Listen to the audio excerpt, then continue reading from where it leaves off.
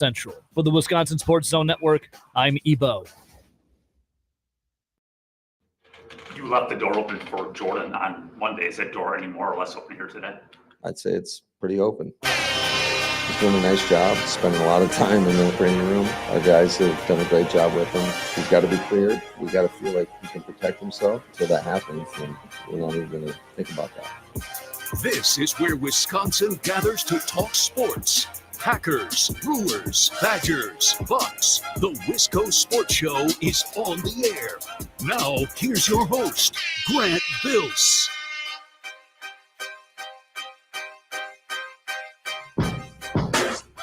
I've said since Monday, and I've repeated it, I've driven this home. I think Love's going to miss 3 weeks. Maybe 2, maybe 4. But I feel like 3 weeks is that sweet spot. Not too conservative, not too liberal. We've been kind of operating this week and having discussions based on navigating 3 weeks without Jordan Love. How can Josh Jacobs and Matt LaFleur and all those weapons surround Malik Willis with just enough to steal a game or two? Right? How can Jeff Hafley's defense be good enough to help out that offense to, even if it's ugly, steal 1 game, maybe 2 in the next 3? We've been operating under 3 weeks. And I still think that Jordan Love's going to miss 3 weeks. But I'll give Matt LaFleur a lot of credit. He's doing a really good job at the podium. Like, I'm believing it. When he says, I think he's close, I think the door is open. I wish I could show you the video of his face. It was a radio show. You can go watch the press conference. It's on YouTube. It's on all the Packers socials if you want to go watch it.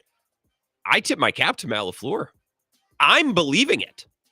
Now, maybe I want to believe it. I'm a Packers fan, but I'm also a Packers owner. I have some sort of responsibility and obligation to my team to be smart. I know better than this. This is just gamesmanship. This is just, wow, man, Matt LaFleur, I give him credit. I'm buying into his words. I'm buying what he is selling. And he might be selling a load of crap, but I don't care. I'm buying it. He's doing a good job sowing uncertainty at the podium this week about maybe Jordan Love, maybe he does end up playing against the Colts this weekend. He's doing a very good job. At the least, maybe there's not a chance that Love plays. I think it's a tiny, tiny possibility. I think it's almost certain that he won't. But Matt LaFleur is making me believe it. And at least right now on Wednesday, I think that's all that matters because that's all the information that we have. This is the Wisco Sports Show. My name is Grant Bills. You know me. I don't like to throw around the L word, but I think tonight's show might be loaded. Jesse Temple of The Athletic going to be here at 4:30. You're going to hear our conversation. I spoke to him at about 2 o'clock this afternoon, right when Bill's show ended. Had some really good observations about the state of the team, some of the numbers, the counting stats, and the rankings, kind of where they sit among college football after the South Dakota game. So we touched on that briefly and then talked about this Bama game, right? What are going to be some of the big sticking points personnel-wise in this game, but what also, forget what Bama's bringing to town. I think the Badgers have to figure out what's their identity? What are we good at? What can we lean on? What can we count on? Really good conversation with Jesse. He is the best. And I'm excited to play that conversation for you here in about a half hour at 5:30. And I knock on wood because yesterday we were supposed to have Colton at 5:30 and got pushed back. Things can always happen. But Mike Renner, CBS Sports, said, happy to come on, talk Packers. He's a Wisconsin guy originally. He's been at PFF. He's been with, I believe, was it Underdog Fantasy? Oh, no, I feel bad for not knowing. But now with CBS Sports, he does a podcast with Kyle Long. And it's really, really good. And now I'm questioning myself because I played a clip from his podcast last week as a bumper on Bill's show. And then I wasn't sure. I'm like, wait, Kyle or Chris? Not the tatted one, the more formal looking Long. He does a podcast with. I was getting confused. Whichever the more formal looking one is. The one that more closely resembles Howie. That's who he does his podcast with. It's called Pushing the Pile. It's very good. Whichever Long it is. Both Longs are good, but the more formal one. He's going to join us at 5:30 to talk about what he's seen from the Packers so far. And I always like, especially asking Mike about younger players because he's so good at covering the draft. And he's always at the Senior Bowl, and he's always doing evaluations on these players coming into the league. So I always like to ask him, hey, go back to what you thought of this player when you first evaluated them coming into the league, right? What sense have you learned about that player? What surprised you? What previous information or previous opinions have been confirmed watching this player? So I always try to weave that into our conversations with Mike as well. He'll join us in about an hour and a half. 608-321-1670. You want to text or call the show? I'll come to you in the first segment if you're ready because Jesse at 4:30, we just have less time to fit in calls, and I want to make sure you have an opportunity to get in today. Here is the entire exchange between Bill Huber, and I think there's a follow-up by somebody else, or it might be Bill Huber.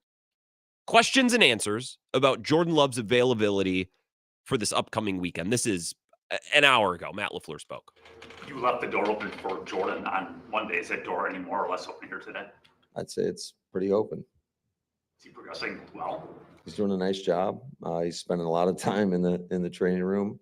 Our guys have done a great job with him, Flea and Nate, and all our athletic trainers, our strength staff, and but at the same time, like I told you guys, he's got to be cleared. We got to feel like he can protect himself, and he's got to be confident enough to go out there and do that. Until that happens, then we're not even going to think about that.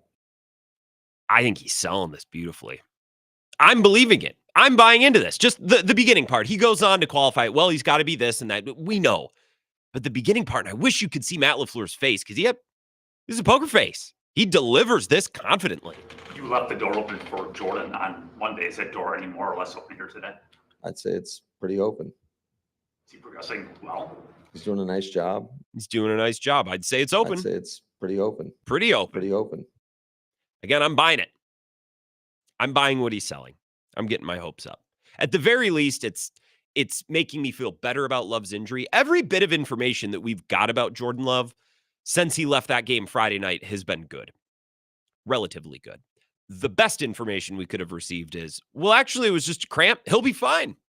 It's not even an injury. He just landed weird and it hurt and it's all good.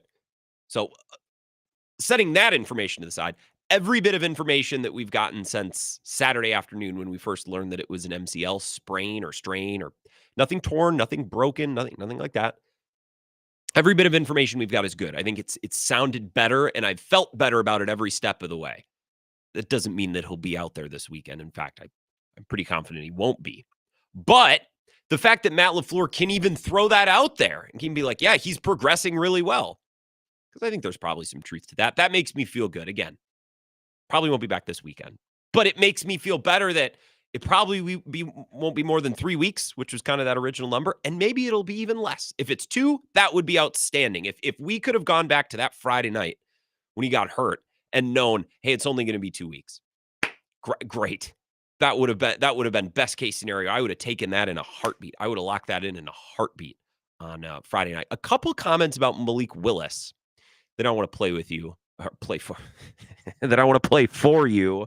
Matt LaFleur asked about game planning, coming up with a maybe an abbreviated game plan or an adjusted game plan to better fit his skill set and what he's comfortable with. Communicate to us and let us know where he's at, and certainly we'll go through it and comb it at the end of the week and probably X out some things if he's not very comfortable with it and star the things that he really likes and that he has more comfortability with. And it's not like we're dealing with a rookie here that has no background. You know, he's a lot of these offenses do similar things. It's just how do you do them? When do you do them? Who are you putting where? So we take that all into account. So if you were to ask me the last couple of days, hey, Grant, how do you think they'll come up with a game plan for Malik Willis? I've never coached football. I've never played football. I don't cover the team, but I would have said as a layperson, well, they'll probably sit down and go through everything and ask Malik Willis, what do you like? Okay, let's put a star by that. What do you not like? What don't you get? Let's cross that out. We're not even going to do it. And that's what Matt LaFleur said. Okay, I as a layperson could have guessed that. Okay, Matt LaFleur asked, and you'll hear the question in here too, Malik Willis missed camp.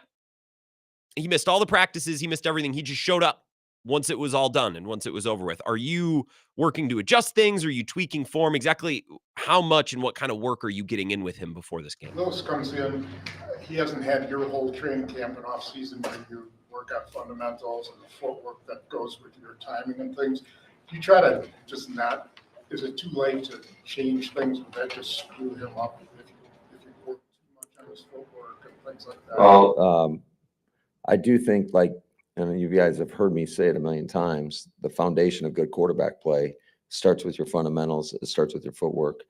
And that's something we've been hitting hard since the day he got here, just training him the way we want him to take certain drops. And he's bought into it and he's attacked it. And so I think he's been doing a pretty good job with it. So I think that's all fine and good.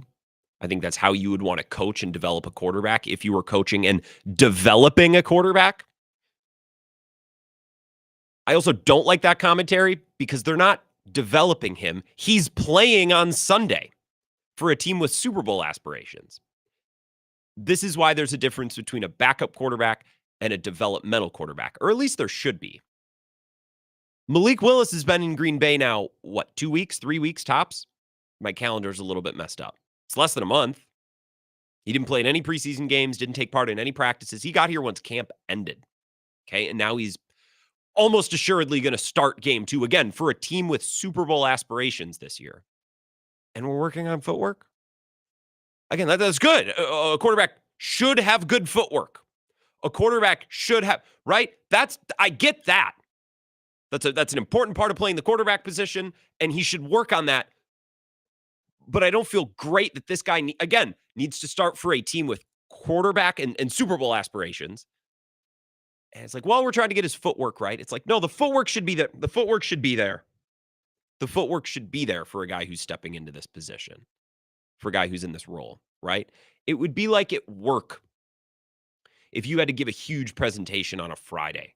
You're presenting to the board of your company, right? Imagine the biggest, most grand scale presentation or pitch that you could give at work, right? The biggest possible thing to the most important people, because that's what this is for Malik Willis. He's starting an NFL game for a team that has Super Bowl aspirations, which means this game is uber important. They're all uber important. He's not stepping in to spell Gardner Minshew and the Raiders for a week on a team and during a season that no one cares about.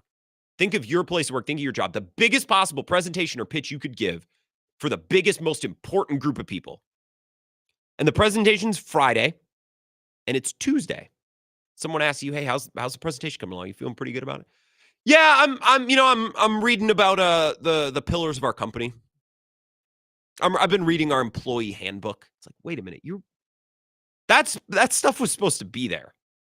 Like, this week is supposed to be practice. You're practicing your presentation. You're honing in on the fine little details, right? This is not the time to learn the background information. This is not the time to get the rudimentary stuff. That's supposed to be there. And again, a quarterback should have good footwork. An employee should have the employee handbook read. But developmental quarterback, backup quarterback, two different things. And problems can come up when you try to mix them both together, and that's what the Packers are doing right now with Malik Willis. Maybe his natural ability and maybe the coaching skills of Matt LaFleur and the talent of this roster, maybe he doesn't need to be super polished. Maybe he doesn't need to be super prepared. But I get a little nervous when I hear Matt LaFleur talk about, like, well, yeah, I'm just getting to know the guy, and, well, we're honing in on his footwork. It's like, man, this guy needs to start a game on Sunday. And if you lose, you're 0-2. Staring down the barrel of 0-3, and we don't know when Jordan Love is coming back. And the team, again, is trying to make it to a Super Bowl this year. That makes me a little nervous. That's all. Let's take a call. 608-321-1670. Wisco Sports Show. Who's this? Hey, it's Chad. Hey, Chad. What's up? Hey, Wisco Chad. In Sun Prairie, Chad, you disappear for months on this show. What the hell, man? No, not Sun Prairie, Chad. Spring Grove, Chad. Oh, Spring Grove. All right. Well, I take it back. Well, and it's a pleasure to have you, Chad. I'm glad you're here, and I retract all of my judgment that I would have placed on the other Chad. He deserves it. You don't. No worries. What's up? Yeah. No, comparing, I like how you just compared, the footwork and you got an employee, but I would say to your point, right, you have somebody that's prepared to give this presentation and then all of a sudden he gets, whacked by a bus and he's no longer going to be able to give this presentation. So you do have to go to the next person in line.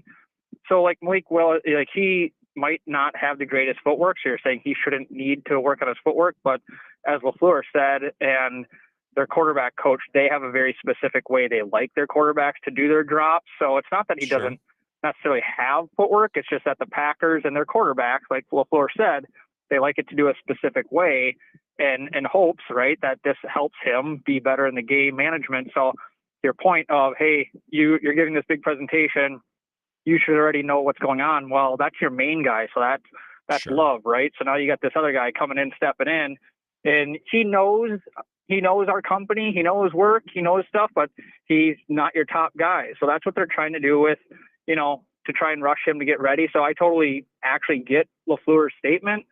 And at the end of the day, right, nobody thought he'd be playing in the second game of the year. So they're saying what they have to say to, answer the questions from the media. And LaFleur's crapping his pants just like everybody right now in the hopes that he's a decent quarterback.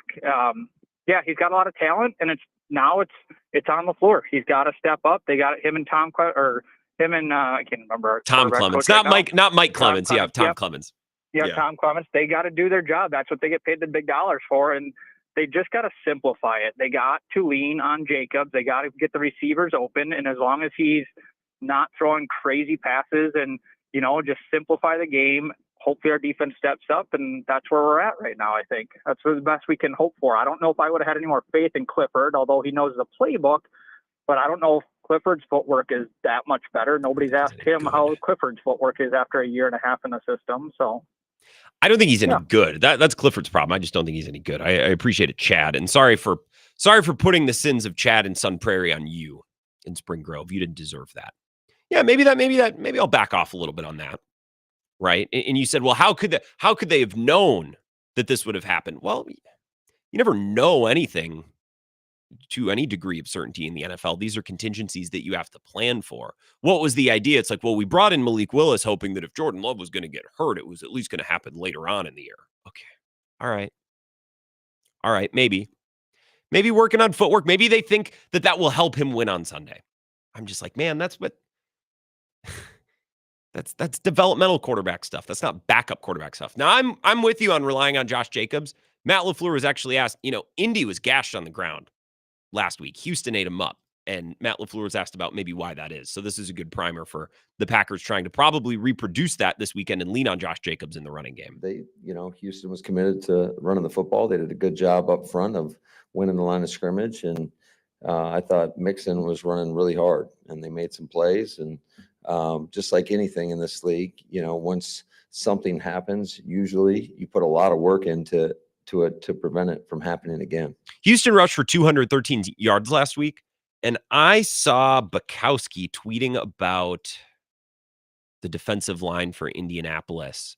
DeForest Buckner didn't practice today. He's got a back injury. If he doesn't play, that'll be helpful for the Packers, trying to control the offensive line of scrimmage and to run the ball and stay ahead of the sticks probably a little bit better than they did last week against the Eagles, who have a really nasty defensive front too.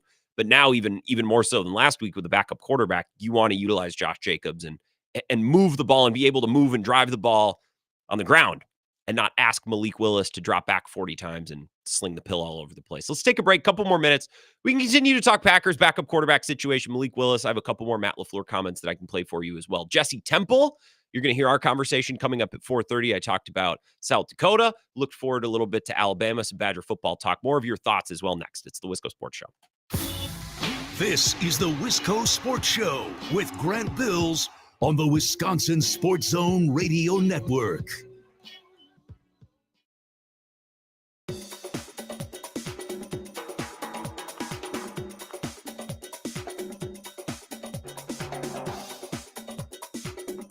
The Wisco Sports Show will resume in 3 minutes.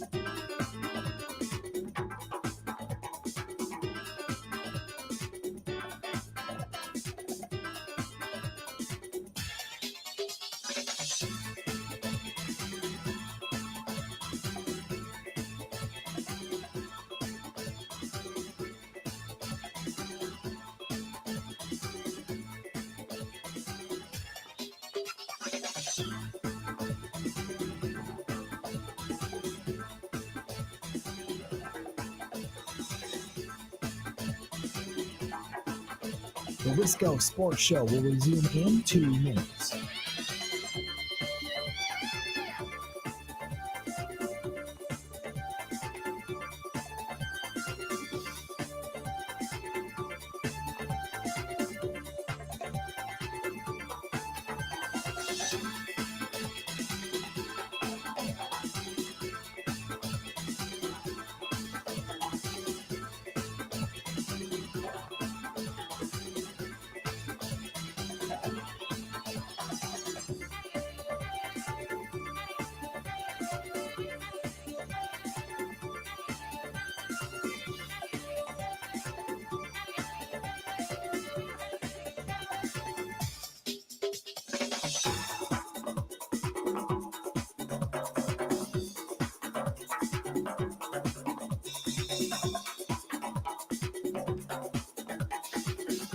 The Wisco Sports Show will resume in 1 minute.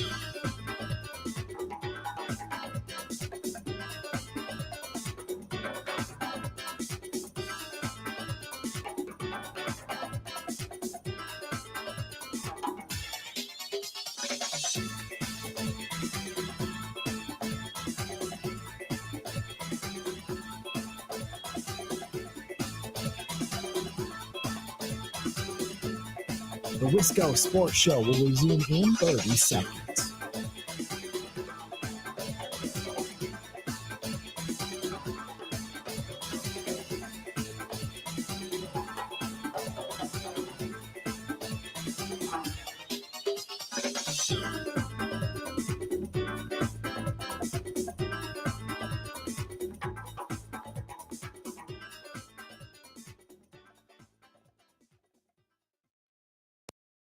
If your backup quarterback is so bad that when your starter gets hurt, you're like, oh, we got to call someone because we can't play this guy. Why the is he your backup quarterback? Like, they're calling Ryan Tannehill, and like Malik Willis got cut from the Titans. If you want to develop him, make him your number 3. Like, if the Packers are trying to win the Super Bowl, they should have been in the NFC Championship game last year. And again, to your point, DK, you say this all the time. More quarterbacks played last year than ever before. And the year before that, it was like the record too. So it's like it's happening more and more. He's been on the team a week. How is this your plan? And the Packers are the team with foresight. They're the one who replaced Favre with Rodgers and Rodgers with Love. If any team's supposed to understand this, it's the Packers and then the Eagles who won a Super Bowl with the backup quarterback. I just don't understand how Malik Willis might play for the Packers. That's Danny Heifetz, Danny Kelly on the Ringer Fantasy Football Podcast. Danny, a friend of show. Harsh. The Packers fans, can you really disagree with anything that he said?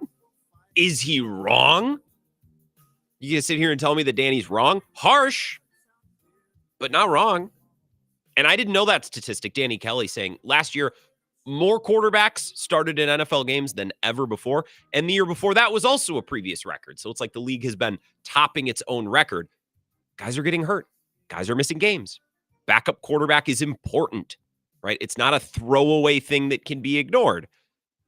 Now, I think the Packers trading for Malik Willis, I think that was an upgrade. I think it was a slight upgrade. I think it's a little bit of a continuation of the same problem that they had before. Their problem was we drafted Clifford to develop him. We drafted Pratt to develop him, and neither of them are developing into a guy that we can actually use as a suitable backup. Okay, so we'll trade for Malik Willis, who I think is a little bit better than Sean Clifford, but still very much a developmental project. That's great. It's fine. As Heifetz said, make him your third string and develop him behind the scenes. But if you got to stick him into a game, especially when he's only been in town for 2 weeks, it's a little bit of a problem. Again, harsh, but I don't know how you can say anything in there is inaccurate. Jesse Temple going to join us to talk Badger football here in about 10 minutes. Time to take a couple calls. 608-321-1670. Wisco Sports Show. Who's this? Hey, Grant. How you doing today? I'm doing great, Cone Roller. How about yourself? Another day of backup quarterback talk. I'm living the dream. Yeah, let's just take a moment to remember, all the fallen 23 years ago. That's a good point. I failed to mention that. Appreciate you bringing that up, Cone. That's a good point. Yeah, absolutely. Backup quarterbacks, I couldn't agree more with what that person was saying. I think this has been said a million times, but this is why you got to bring in a veteran backup at the beginning of the season. Malik Willis, never thrown for an NFL touchdown. What makes us think he's going to do it on Sunday? I don't know. This is why, and Cone, if I may for a moment, there's a lot of sports talk shows. Thank you. There's a lot of sports talk shows that do a lot of, what's the phrase? Dicking around. Okay. There's a lot of sports talk shows around here, in my opinion. They don't get right down to the heart of the matter. Let's talk about the sports issues. A lot of grab ass. Okay. And I remember a couple weeks, like a month ago, Cone, we did basically a whole show on should or shouldn't the Packers sign a veteran backup quarterback. But as you said, this is why, right? This is why some fans are always in on that idea. This is why we discussed this on the show. And when they acquired Malik Willis, I'm like, okay, maybe a slight improvement, but still very much a green developmental guy. To your point, has never thrown a touchdown in an NFL game. Now, Grant, may I call you Bill? Is that acceptable behavior Sure. to call a radio host? Sure. Yes. By my last name. Yes.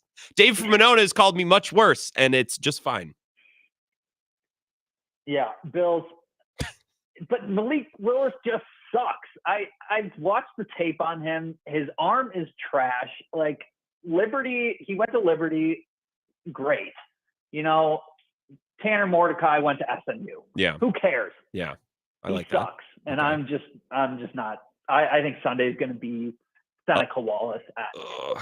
I'd take Seneca Wallace. Seneca Wallace, I feel like, was a seasoned backup at that point in time. Like, he'd been around for a little bit. Malik Willis has barely played any football, you know? You got to get Chuck Freeman on the air to discuss this very topic. Dude, he is like Mr. Vet backup. He is the Mariano Rivera of this topic. Yeah. He always has been. And it was normally Brian Hoyer. Like every year, it's like, why don't they just get Brian Hoyer? Whether Brian Hoyer's under contract somewhere, whether Brian Hoyer could be dead, and Freems would be like, is Brian Hoyer available? Like, why don't they just bring in Brian Hoyer? But this is why, Cone, to your point, this is why we always have the backup quarterback discussion, the vet backup quarterback discussion. And is there another backup from around the league that would, like, it's not worth trading for an existing backup quarterback, correct? Do you agree with that? Probably not. Like, it's either Tannehill or Willis. There's not going to bring in like a Jameis Winston or, Aiden McConnell or O'Connell, whatever his name is. No, probably not. It's something we're thinking about. I appreciate it, Cone. That's a good call. It's a great call.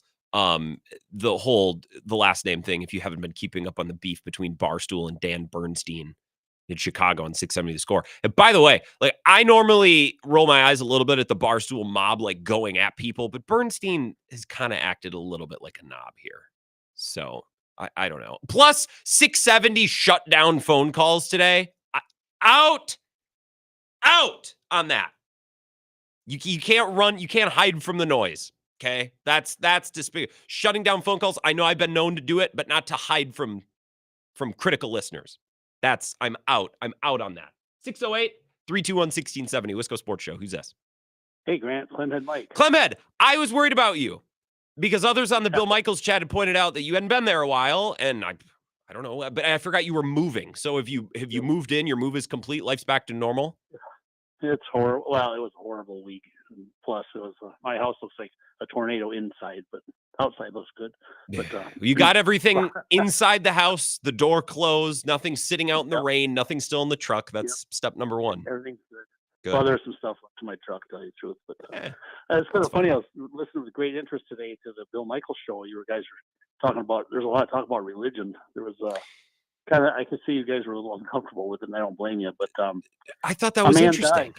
Wait, a man died? What are you talking about? I can tell you this. A man died and went to heaven. St. Peter met him at the gate and said, "Come, my son, I'll show you heaven." So he shows him the first street. Everybody's solemnly praying and singing hymns. He says, "Who's that?" "That's the Baptist." So they go to the next street, and people are singing hymns and saying prayers. And "Who's that?" "Well, that's the Lutherans." Then they get to the next street. There's a big party going on. People are drinking beer and eating brats and dancing polka. He says, "Who's that?" "That's the Catholics. They think they're the only ones up here." Yeah, you're darn right. No, and that was so bizarre. We had Kalen Kaler on from ESPN who just wrote a story about backup quarterbacks, a problem that there's not enough of them in the league. And she's also been working on this feature about KGB, the Packers pass rusher, who's kind of hasn't created his own religion, but he's recruited a lot of other athletes and football players to join him. And we got like messages and calls about like, you're taking a dump on it, disrespecting his religion. It's like, I didn't hear that at all. Sorry if that's how it came across. That's not how it was intended. It's just an interesting football story and related to the Packers. Yeah, I'm a Catholic and Christian. It didn't bother me one bit. Same. So it's but that's what it was. So anyway, it's great to see you again. See that handsome young face on the YouTube. So handsome on the internet. Well, handsome's a little bit of a reach, but I'm glad that you're not like. I'm glad you didn't. Shove off or like get abducted or have to leave the country for some reason, because you're a mainstay on all of our streams, and to have you back, I'm just happy. That's all, Clemhead. Yeah. Well, thank you. I'm happy too. It's nice to see you again. So I'll let you get some callers. I appreciate that. Welcome back, Clemhead. One more call, and then we're going to take a break to get to Jesse Temple. 608-321-1670. Wisco Sports Show. Who's this? Grant Bills, have you ever seen a quarterback come in as a backup with eyes that were that wide open as Malik Willis when he came in for those two plays? He did not look ready at all. Matt in Cross Plains, I was at a wedding. My eyes were pretty wide because, well, maybe they were droopy because of all the wine that I'd had. He had one job, and that was to rip it to the end zone, and he didn't get the ball out of his hand, so that doesn't bode well. No, and when he didn't do that, I thought to myself, I said, a seasoned backup of 1 year, Sean Clifford, would have probably known that he had to let that ball fly no matter what, even if he didn't even make it to the end zone. And I think that's what Willis was worried about. Like, he couldn't throw it that far, which is unheard of. But yeah, his eyes were. That was the first thing I noticed. I was like, he was not ready to be in there at all. So that's a pretty crappy move, I think, on LaFleur and Gutekunst and all that, and they wasted a 7th round draft pick and get a guy who could have basically done the same thing. I think, Clifford. Are we really worried about a 7th round pick? Is that, well, I mean, look, I'm not going to tell you how to fan. If you think that's bad business, I guess that's your take. I just, of all the things at stake right now, are we worried about a 7th rounder? Well, I'm not really worried about it, but as many picks as you can. You never know who you're going to get in the 7th round. I mean, Tom Brady was a 6th round draft pick, wasn't he? Sure. But anyway, set all that aside. I don't know what's going to happen this Sunday against the Colts. Unfortunately, I hope LaFleur can coach him up this week and be the offensive guru that he is. I guess that's what we're waiting for. That's who he's supposed to be. And again, I expect a lot out of Matt LaFleur. And sorry, Matt in Cross Plains, I just got to cut you off before you get into Craig Timber. We'll talk again later this week at some point. I just got to get to Jesse. I expect a lot from LaFleur because I think he's good. And he's got a lot of chess pieces to play with.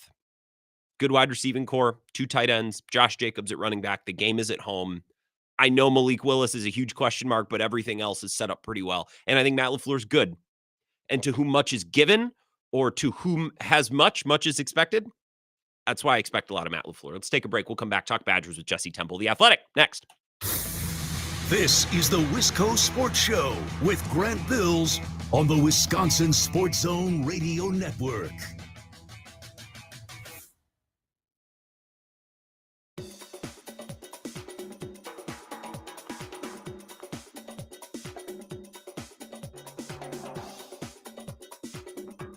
The Wisco Sports Show will resume in 5 minutes.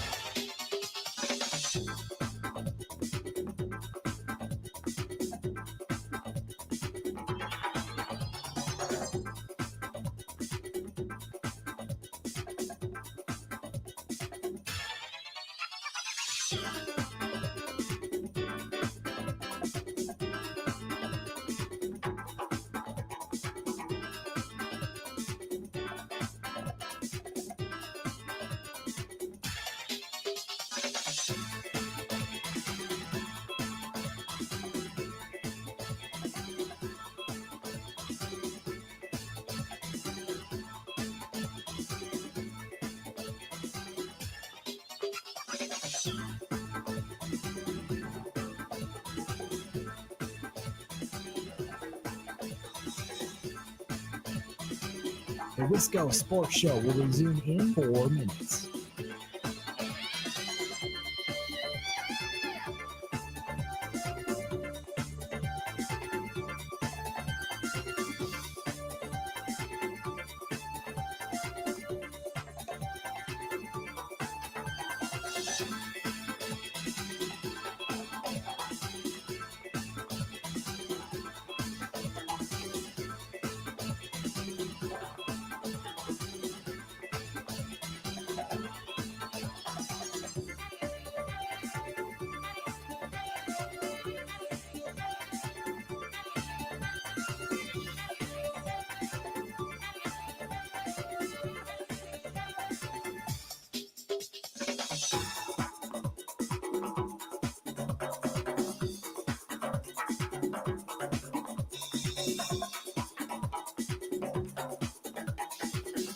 The Wisco Sports Show will resume in 3 minutes.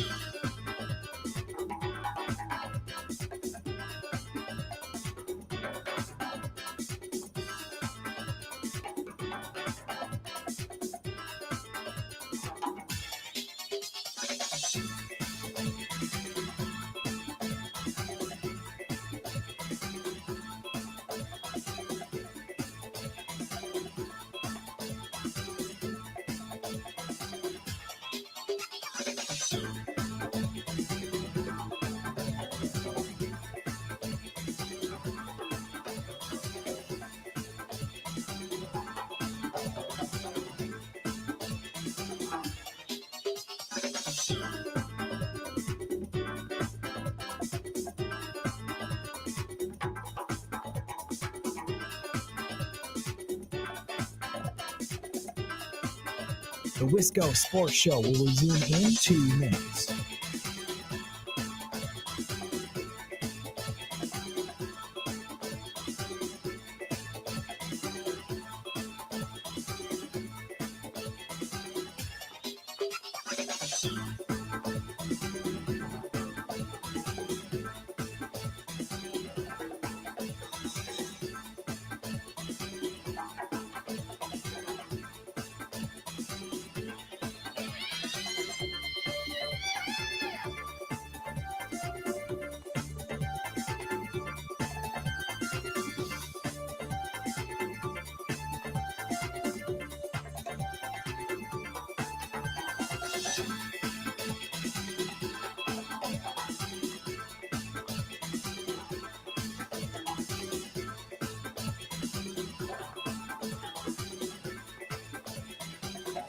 The Wisco Sports Show will resume in 1 minute.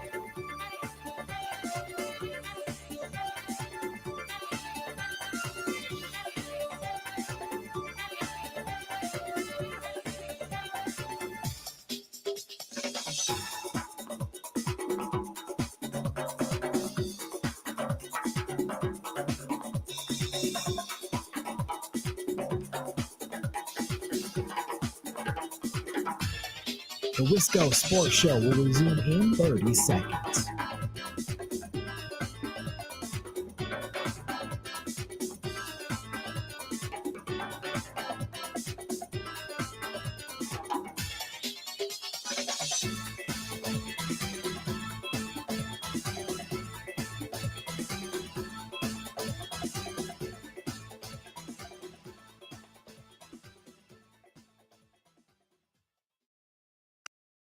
Camp Randall, for the uninitiated, there's an argument on a Saturday night in the fall, Camp Randall's the best place to be in the country. Or at noon in the fall, Colin. It is fun. Oh, it's noon game. Yeah, that's right. All right. Well, we moved it up for the show.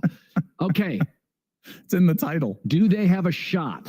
Do they have a shot to beat Alabama? Yeah, I think Wisconsin's better this year. That's Joel Klatt. Just a little soundbite of those two. Colin Cowherd's show earlier today talking about the game. The game's on Fox. Big Noon Kickoff is in Madison, which is why that's funny. It's called Big Noon Kickoff. Fox has the game. The game is at 11 a.m. local time, noon Eastern time. I love that it's an 11 o'clock game. Get up early, get down there for the tailgate with Ebo, take in the game, and then I have the rest of the day all to myself. It's like going to the 8 a.m. Mass on Sunday, going to the first Mass. Yeah, it might suck kind of getting out of bed, and maybe you're rubbing your eyes a little bit walking into church, but then you get out, you feel blessed and refreshed, and now I got the whole day in front of me, so I'm excited it's 11 o'clock game. Glad it's not a night game. Talked about this game and revisited South Dakota and talked about the season up until this point with I almost said Danny Heifetz, with Jesse Temple. That would make more sense, The Athletic. Earlier today, here's our conversation. We're here with Jesse Temple of The Athletic, his weekly visit, and we appreciate his time always. Let's start with the South Dakota game. I know everyone's talking about Bama, but before we talk about Bama, just anything that we might have missed or anything worth remembering from South Dakota. You wrote about in your story, I thought you hit the big points. Yakimelli with some nice run as Tyree Walker was out. Couple of explosive plays, that was nice, and still some question marks on the defensive front. Anything sticking with you from that South Dakota game as we get closer to Bama? Anything that's still on your mind as we get farther removed from last Saturday? I keep coming back to the way Wisconsin has won these first two games, obviously Western Michigan in the opener and South Dakota as well. Phil Longo touched on this earlier in the week when we had a chance to talk with him, that fans would much rather be 2-0 than and not scoring as many points than be 1-1 and maybe you put up more points in one game. So that's what matters. But I just keep looking at the fact that they had a great first quarter. They were 14-0 and then found themselves in a dogfight in the second half, up only 17-13. And it just makes me wonder, what do we know about this team as it goes into a game against Alabama? How good can they be? Because they're just going to have to be so much more consistent to have a chance. Am I nuts for thinking that if a couple of things had just gone differently, if South Dakota had maybe run the ball a little bit more intently, I thought if they went for a couple fourth downs instead of punting the ball away, like that game was close. I don't know that it was in dire straits the way that the Western Michigan game was, but that game I thought was a lot closer for most of the game, at least than 27-13. Yeah, what was interesting is South Dakota's best drive was a 4-play, 75-yard drive that was all runs, ended up ending with a 35-yard touchdown run. And then it kind of seemed like they got away from the run game. But Wisconsin deserves credit. I mean, I have to give the Badgers this. Yep. They have won the fourth quarter in both those games. It was the biggest talking point that Luke Fickell had during the offseason going into his first year about how they were 1-4 in games decided in the fourth quarter in 2022. And that wasn't going to be acceptable. And then they just were not good in the fourth quarter last season. So I'm faced with this dichotomy of Wisconsin has indeed been very good in the fourth quarter of these first two games. And I keep asking myself, what does it mean that Wisconsin has had success in adverse situations against these two programs? How does that translate when you start playing upper echelon teams?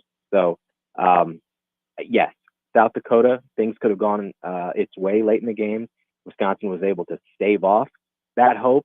I'm still just left with more questions about what this team has to offer moving forward. I guess the positive spin would be these two games have been chances for this team to get comfortable being in an uncomfortable spot, right? Like being up against it with your back against the wall. And I suppose that's an experience that could translate and help you later on in the year. It's just, what does that say about you as a quality of a team if you're in that spot 2 games in a row against a directional school for Michigan and an FCS school? Is there something to, I had Colton Bartholomew on last night, and we talked about this offense, and I want to ask you about Phil Longo's comments here in a minute, but just big picture about the offense.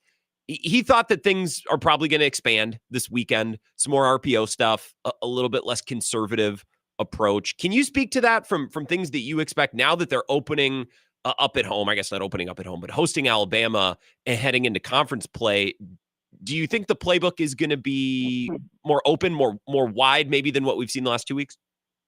It better be for Wisconsin to have a chance. Sure. We talked to quarterback Tyler Van Dyke on Tuesday night, and he acknowledged that Wisconsin's offense, and these are his words, might have been holding some stuff back in the vertical game and maybe some stuff on the perimeter, which I think is worthwhile here because there's been a lot of questions about what we've seen through 2 weeks. They've played a lot more 12 personnel, which is multiple tight end sets, multiple running backs on the field. They've been trying to establish a physical identity, but they have not been able to land very many explosive plays, and they've hardly taken shots down the field. Tyler Van Dyke has completed 2 of 8 passes on attempts that have gone 15-plus yards through the air. That is not very many attempts. And so I think they just got to take some shots. And when I asked Tyler about that, he said, that's exactly what he said. And he said, sometimes, say you take 5 shots and you miss on 3, you might hit on 2, and those 2 can be the explosive plays that change the game. The problem, as I see it, is you're going to start to try and do this with success against Alabama of all teams. And I just wonder where the angles are going to be, because Alabama has allowed one so-called explosive play, which is at least defined by the metrics we have as the Athletic, 16-plus yard passes. It was on the second play of the game against Western Kentucky, which means over the last 2 games, there have been 74 pass plays, and none of them have been explosive plays. So there's a lot at play here. But yes, to answer your question, Grant, they're going to have to try something, because I just don't see the path forward expecting 14-plus play drives against Alabama. Yeah, it's tough. And, red zone issues have been a thing that Tyler Van Dyke's been working through too. It's just a really hard sell. Like, even if they've been keeping some things under wraps and they've been holding things back, it's just a tough sell for, well, now with Bama coming into town and then USC, now everything's going to fall into place. That's a tough sell for me. Jesse Temple is here at The Athletic. Phil Longo spoke with you guys on Monday and went on a little bit of a rant. It was a mild rant. It's not like he was yelling or swearing. He talked at length, seemingly unprompted to a degree, about why maybe his offense isn't matching expectations. You wrote in The Athletic, and I didn't realize it was this dire or this dramatic. Wisconsin is 133rd out of 134 FBS teams in explosive play rate. Like, it's just hasn't been there. What did you make of Phil Longo's comments? There were a lot of interesting tidbits in the answers that he gave about why his offense maybe isn't looking like folks expected. Well, I thought it was an interesting response. It wasn't completely unprovoked, because the previous question he was asked specifically about the fact that the fans have these high expectations. He gave his answer. Then he was asked the next question about the slot receivers. And at the end of that answer, which was the final question that he took in the session, he went back. He clearly spent the last 3 minutes ruminating on the previous question. And he talked about the fact that he understands it can be disappointing when his offense doesn't score 45 points a game from a fan's perspective. But what he said is, if we're going to be a little less explosive or a little more conservative or a little more efficient to win a game, that's what we're going to do, whatever it takes to win. I thought it was notable that he also said he knows fans love seeing points and big plays, but he said, I think any of them would trade those for wins just about any day of the week. And I'm here to please Coach Fickell. I found that to be a really fascinating response. And, Zach and I have been trying to read between the lines on the camp about what exactly that means. When Phil came here, it was to have big explosive plays. That's why he had success at previous stops. That's why Wisconsin brought him in. And so it leaves open to interpretation, I think, what kind of conversations are being had in terms of what they're running so far and how much more they'll be able to open it up, whose philosophy is it. I know it comes down to winning games, but like I said at the outset, I still think the way you win matters. And I think Wisconsin would certainly like to see them open it up a little bit more. Well, in college football, the way you win absolutely matters. And if those first two games were against, say, I don't know, let's say they played Texas week 1 and they played Florida or whoever, and they barely won those games. Okay, yeah, then style points are secondary. You're going up against other powers, right? These are directional schools or an FCS school. The two things that, and you hinted at both, he said, I'm here to please Coach Fickell, which got my mind wondering if those two are on the same page 100%. And your point, he talked about winning. Winning is the number one thing. That works, Jesse. That lands for me a little bit better if I'm an Iowa fan, because that program doesn't do a whole lot on offense, but they win 10 games. I know they just lost this weekend, but last year they won 10 games. So if you're going to win 7 games and the offense is going to be really boring, you can't say, well, but we were winning. Yeah, you were, a little, but not winning at the highest level, maybe like some other ugly offenses are. Iowa's the one that comes to mind for me. Well, here's how I put it in the story. They don't seem to do anything consistently enough at an exceptionally high level. They're 51st nationally in run offense, 75th in total offense, 87th in scoring offense, 89th in pass offense, and they've done this against Western Michigan and South Dakota. And I got a couple people, at least on X, who were like, essentially, how dare you say that how you win matters? What matters the most is winning. Well, those, it can both be true. Yeah, winning matters, but how you play in those two games is an illustration of how you may play moving forward against tougher teams. They're about to play 5 nationally ranked teams on the schedule. Nebraska is now included. And the other 5 teams that aren't ranked still rank in the top 50 nationally in total defense. So I think you got to be a whole heck of a lot better to give yourself a chance moving forward. So I would agree with all that. And I appreciate those numbers, and you can read all that at The Athletic. Last thing is we kind of wrap up here. I heard you and Ebo on Monday, and Ebo asked you, I don't remember exactly how he worded it, but it's like, hey, what kind of result, what kind of game could the Badgers maybe lose this weekend where you'd still walk away feeling confident? Like if they were to perform really well and only lose by 10, what would that mean? And I loved your answer. You referenced the Ohio State game last year where you're like, well, they played really good and gave us a lot of reason to be excited and competed at a high level against Ohio State. And then down the stretch, it meant nothing because they didn't build on it. They didn't take it anywhere. So I really love that. Can you maybe talk about that and reframe that for my audience? Maybe didn't hear that with Ebo on Monday. Well, I don't know how much losing close matters. Yeah. It's a moral victory of sorts. What's interesting is I think the general sentiment from the Badgers fan base here is maybe they'll, like, the best they could do is lose by 2 touchdowns. You're not going to find very many people outright picking Wisconsin to win this game. There's a reason why Alabama's 15.5, 16.5 point favorites. There's just no moral victories. Luke Fickell didn't come here for moral victories. And I think, let's say they lose 24-10 or something, and they're down by 1 score in the fourth quarter. Is that the building block you want to start on? I guess, but I don't know. It's a tough spot to be in. I know how big of a deal this game is to the players. This game was scheduled 5 years ago, and I talked to some guys who were from the state who remember discussing it when they were still in high school about the fact they might have this opportunity. So a lot at stake, but I don't know what to make of what success looks like if that success somehow should be in a loss.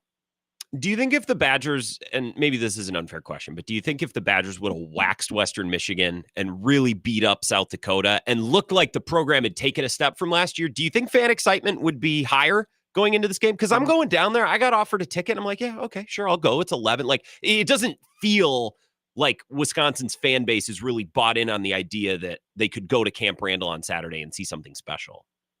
Well, it's 100%. That's exactly right. If they had won 56-0 and 49-7, you'd think, wow, this program has turned the corner. This is exactly what everyone expected to see, and now it's happening, and therefore it gives Wisconsin a chance against Alabama. Instead, they've been in dogfights in the first two games, and it just leaves open more questions than ever about whether they're moving the meter enough to give themselves a chance in this game. So, of course, that's why I say how you win matters. I would agree. I'm looking forward to this game because I'm just interested to see where it takes us, right, in the following weeks as then we get into conference play and the things that we're talking about and the things that we're focused on. Jesse, you can find his work at The Athletic. I appreciate your time always. Thank you. Thanks, Grant. This is the Wisco Sports Show with Grant Bills on the Wisconsin Sports Zone Radio Network.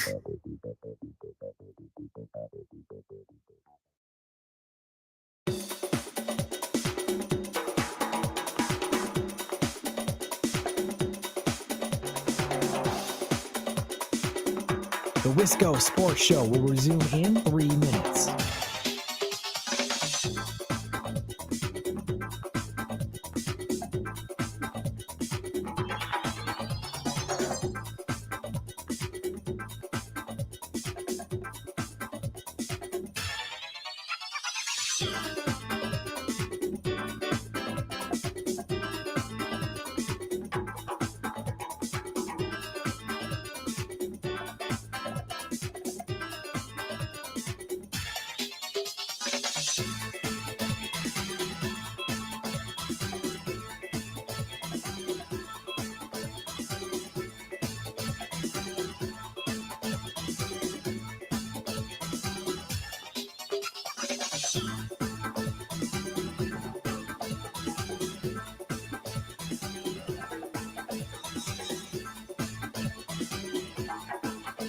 The Wisco Sports Show will resume in 2 minutes.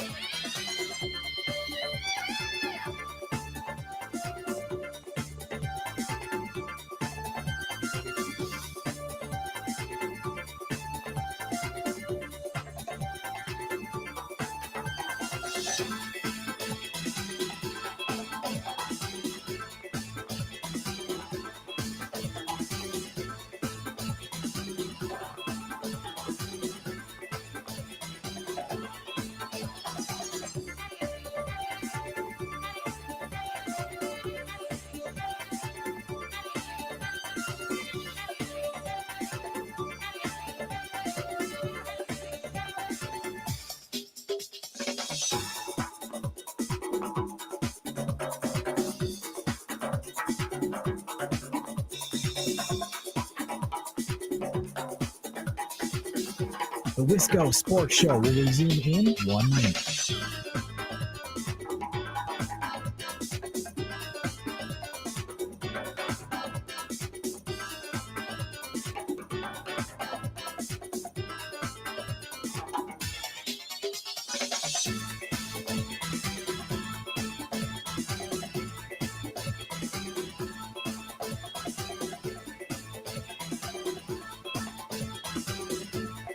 The Wisco Sports Show will resume in 30 seconds.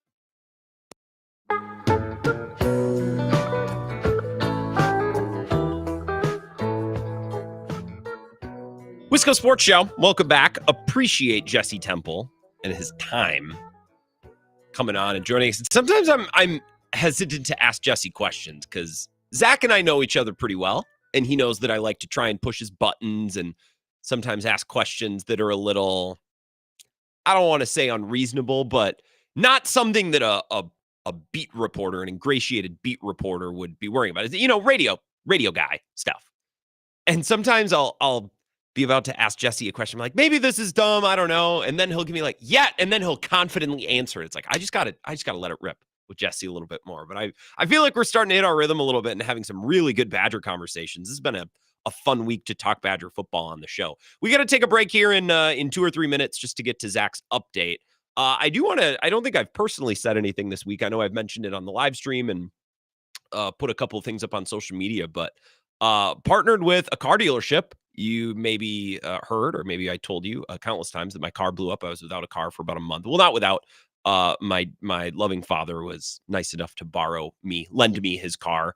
And he drove my brother's car, family details you don't care about. But I was able to partner with a dealership through our Eau Claire affiliate, Sports Talk 105.1 WAYY, Kai Chevy Town in Menominee, who know a couple people there. And growing up, we always took our cars there. We got multiple cars at Kai Chevy Town. It's just off of 94, exit 41. So Menominee has two exits. If you're up in the Eau Claire area, the western portion of the state. Menominee has exit 45. There's out by kind of the distribution centers, Cardinal Glass, Govin's Meats and Berries, just thinking of attractions on that side of town. And then exit 41 on the north side of Menominee. Kai's is right there, kind of right in the Wakanda Park area. It's literally less than a 60-second drive from the exit ramp if you're coming from Eau Claire or you're coming from the Twin Cities. They're online if you want to learn more, ChevyTownUSA.com. I was able to go up there last week and get a car, talk with Joe, who was unbelievably helpful from the beginning. And what I thought was really cool is I reached out to them. I said, hey, I want to get a new car. I have history with you guys. I've done business with you before. And I was hoping to get a car somewhere and maybe talk about them on the show and maybe do a little bit of an endorsement deal, talk about my experience. And they were very interested. And Joe said, well, what kind of car are you looking for? And I was worried that Joe and the folks there were hoping that I was looking for something really cool, something really sporty, something brand new. And I told him, actually I need something reliable and I need something newer than what I had. But I'm not getting a Camaro here. I'm not getting a 2024, something about 5 years old. And what I ultimately settled on is a 2018 Malibu. Love it. I got way less miles than the car that I had, the car that blew up. And what made me feel really comfortable right from the beginning of the process, working with Joe and Kip and all the folks at Kai's, is when I told Joe, yeah, I'm looking at the Malibu. I think it's listed for, it was listed a little less than 20 grand. And he's like, that's an awesome car. You're going to love it. That's a great car. Didn't even hesitate. Didn't say, well, we also have this, a little newer, a little nicer. He said, no, I think that's the perfect car for you, your situation. I think you'll be very happy with it. And really from that point forward, it was about a 2-week process, exchanging some emails and stuff. Buying a car is no simple thing, getting the financing and everything lined up. But really from the beginning, he said, that's an awesome car. You're going to love it. Let's make that happen. Even though it's not some $80,000 sporty car that, you can drive around and show off. So Kai Chevy Town, ChevyTownUSA.com for more. Let's take a 2-minute break, get an update from Zach, and continue the show next.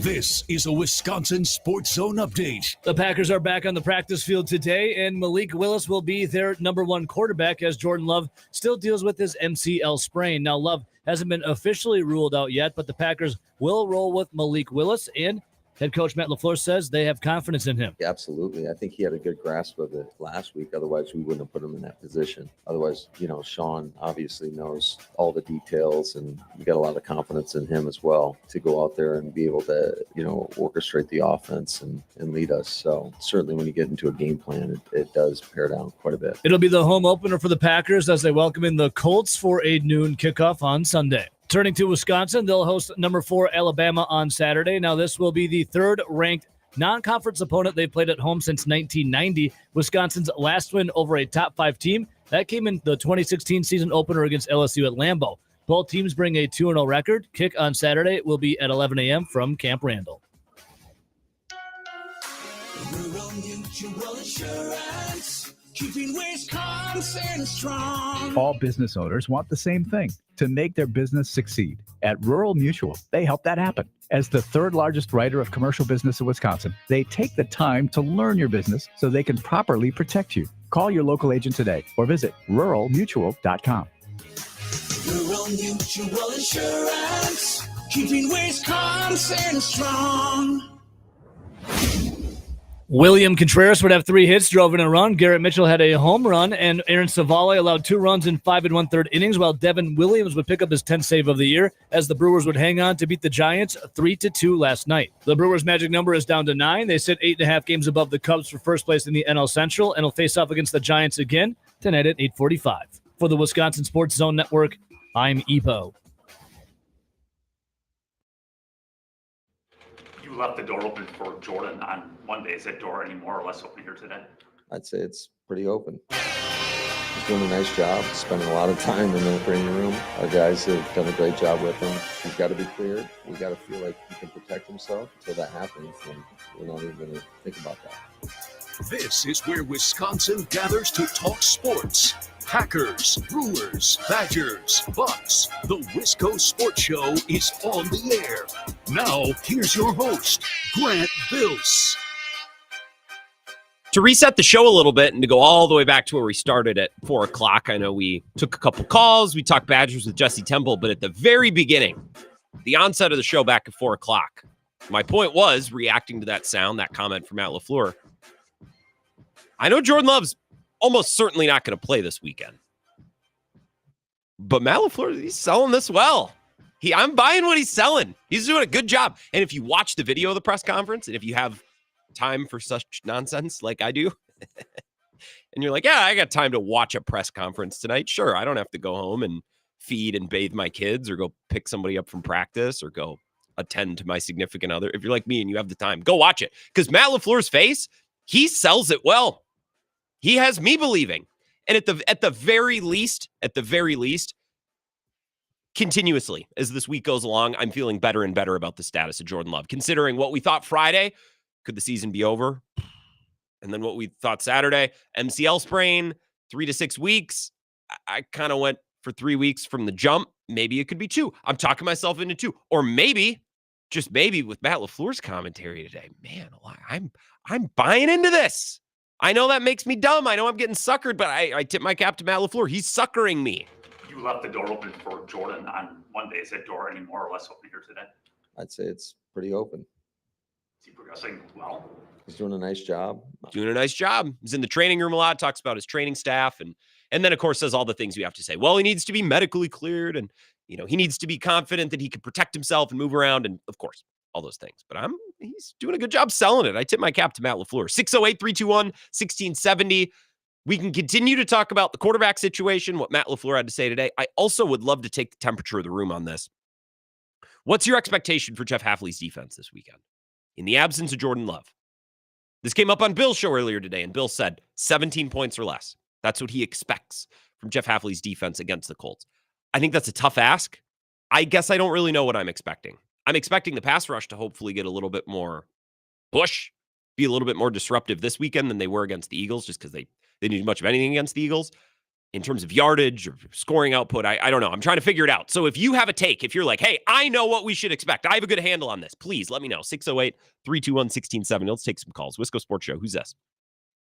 It's Darnell. Darnell! Hey, Darnell, I liked your tweet today. I liked your quote tweet of my tweet, having fun with the debate last night. That was good stuff. I mean, you got to kind of have fun with it because otherwise it just gets a little too depressing. These days, that is the state of our governing officials. Look, but say what you want about the debates. They're great for content. Come up with some hilarious memes and sound bites. They absolutely are. One thing that I also think could create some controversy here as we get further on into the year, the NFL script writers, right? Okay.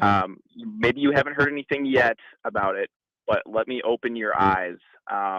Jordan Love, this is shaping up to be like storybook movie MVP winning season type thing, could be where we're gonna have people in November, if and when Jordan Love turns it on once he gets back, that are gonna be like, that injury at the beginning of the year was planned and the injury wasn't as bad as everyone said it was because he came back, and there's this story about how he did incredible down the stretch, even though he had this crazy adversity back at the beginning of the season. I'm all prepped up and ready for that. So everything we've heard has been good so far this week. I think you mentioned that earlier in the show. As far as Jordan Love's progression. I think everything's been best case scenario. Obviously, the best news would be he never got hurt at all. But considering where we were Friday night, I think everything since then has been best case scenario, Right. But isn't it kind of interesting how, sometimes, comeback stories are the best stories and they're the most entertaining stories. So if you're going to have someone win an MVP the coolest way, it's always coming back from some kind of adversity or something like that, maybe you hear some conspiracy theorists later on in the year looking back to week 1 and going, I wonder if everything is as it seems in that situation. Now it obviously is. You can't only tweak your knee so far that the MCL gets strained and not the ACL tear, even though it looked like the ACL popped, and all the Twitter doctors were like, "Yep, that's an ACL. I saw it popped." Right. And I was sitting there crapping my pants because that's our QB1. But yeah, my expectation for this week, if they get 3 turnovers again, if that defense causes 3 turnovers, you got to just put it in. You got to get it into the end zone. You can't F around with the field goals and stuff. And I think that is how they win the game, is by winning the turnover battle and then actually putting the ball in the end zone afterwards. Points off of turnovers. Massive, massive thing. Yes, Darnell, I appreciate the call in the tweets. I would agree, at the very least, if the Packers go on a run this year, this looks great on the DVD. Jordan Love's injury, Malik Willis pressed into service just mere weeks after arriving in town. Yes, it would be great on the DVD. I don't know about the script writers. I don't know if I'll go there with you. But if the defense can force turnovers this weekend, again, that's what we wanted from Jeff Hafley's defense, right? Force more negative plays, force more turnovers. They did that against the Eagles. If the Packers offense makes use of them, they win. And I don't think there's nearly as much complaining about the defense, even though they gave up 400 yards and 30 points. 608-321-1670, Wisco Sports Show. Who's this? This is Justin from Eau Claire. Justin up in Eau Claire. Hello, Justin. I was going to talk about expectations for the defense. I think 17 points is a little too low, but I'd like to 20 to 24 around there.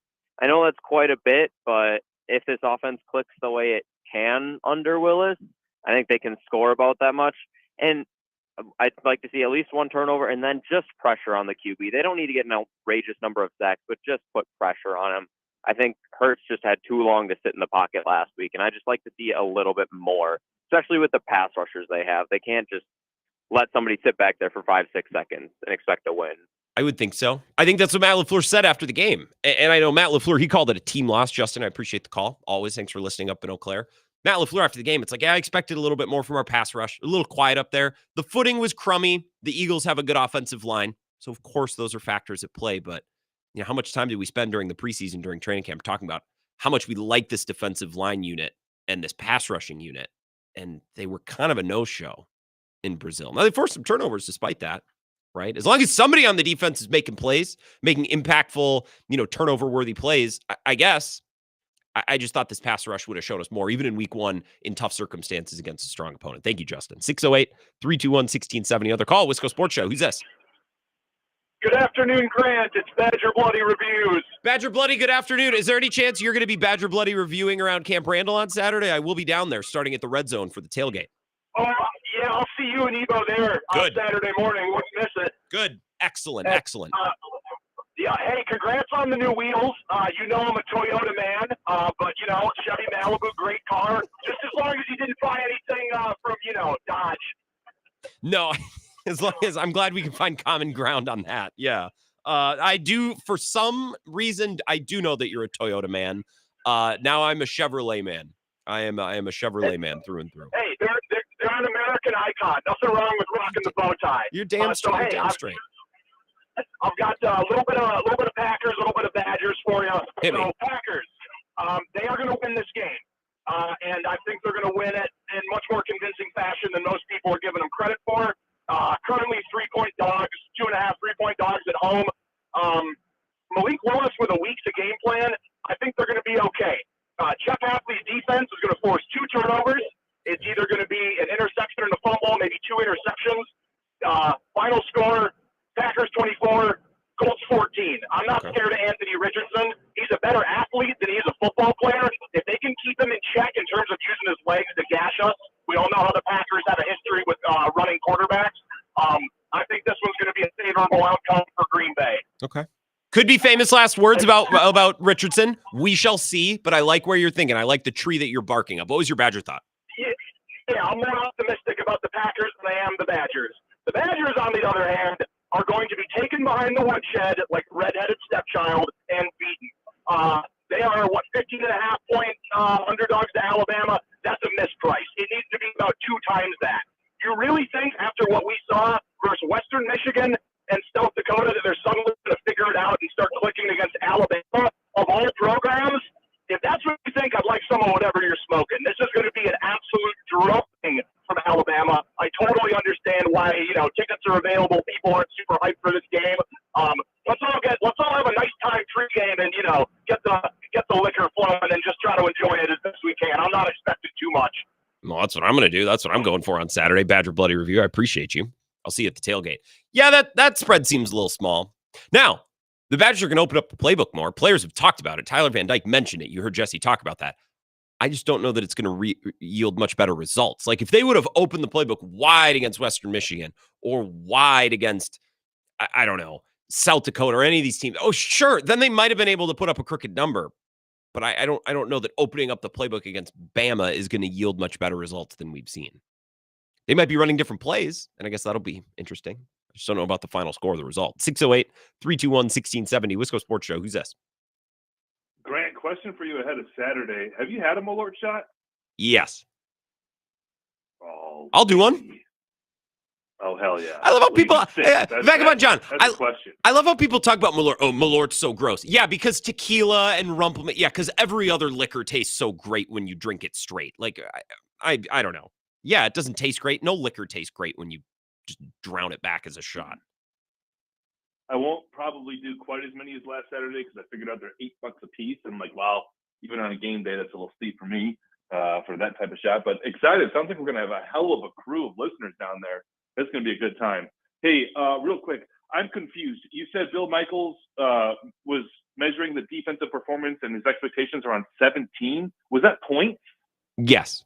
And that was just the number. I was just throwing out a reference point. That's not some referendum on Bill's takes. I'm just saying that's where the discussion started on the 10-2 show today.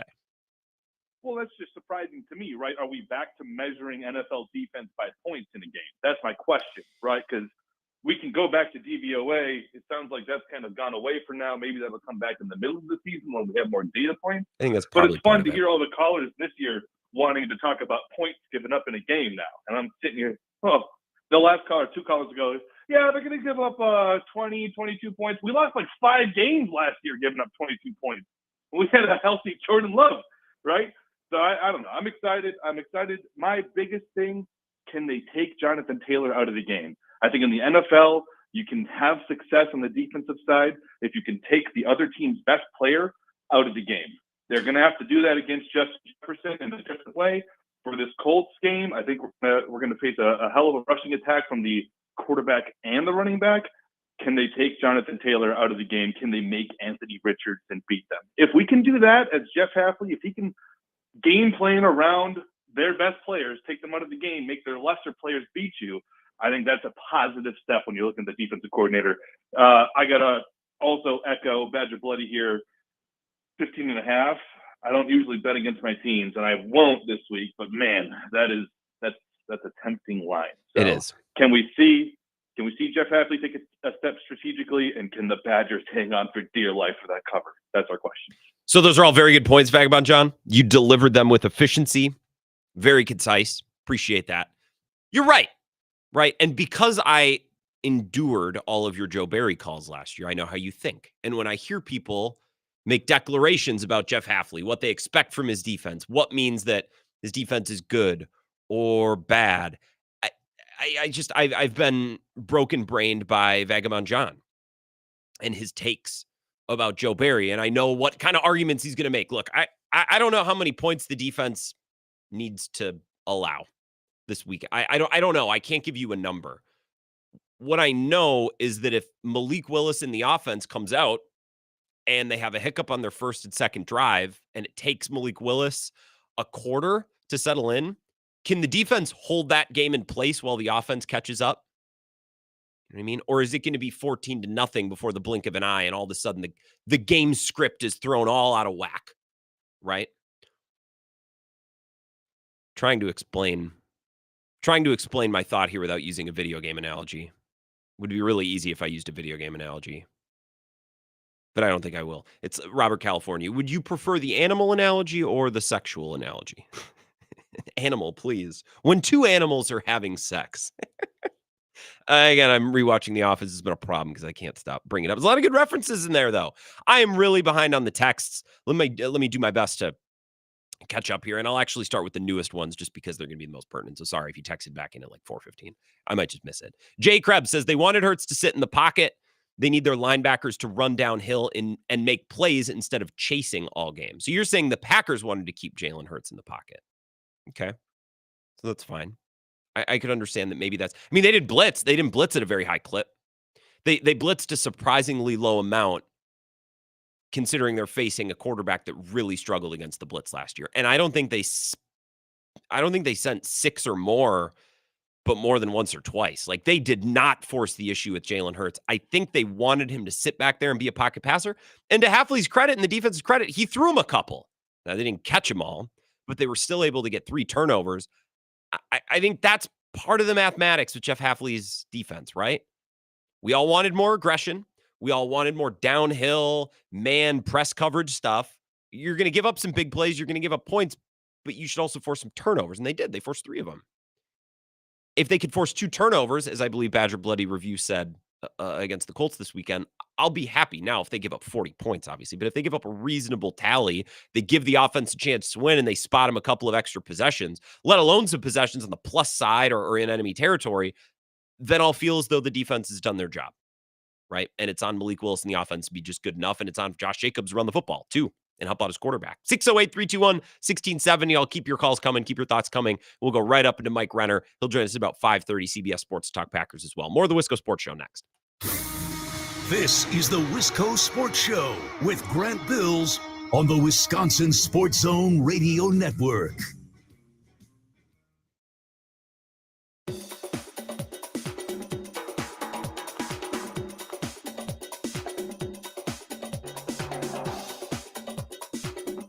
The Wisco Sports Show will resume in 3 minutes.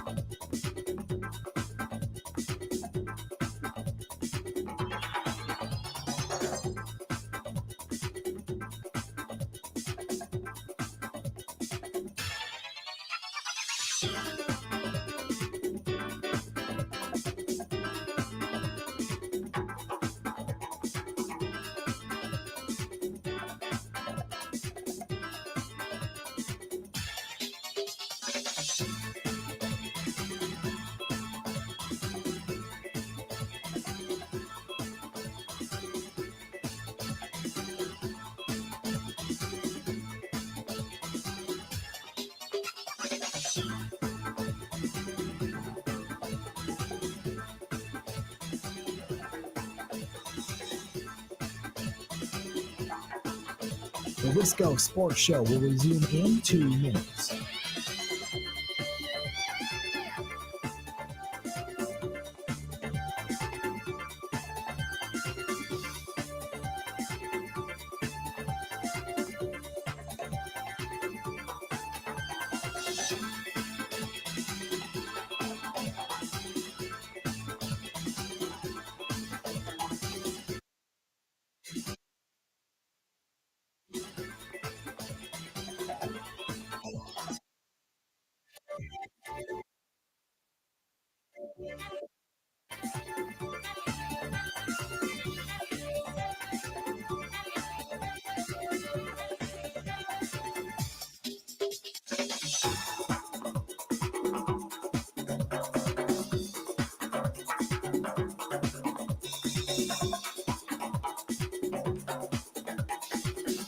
The Wisco Sports Show will resume in 1 minute.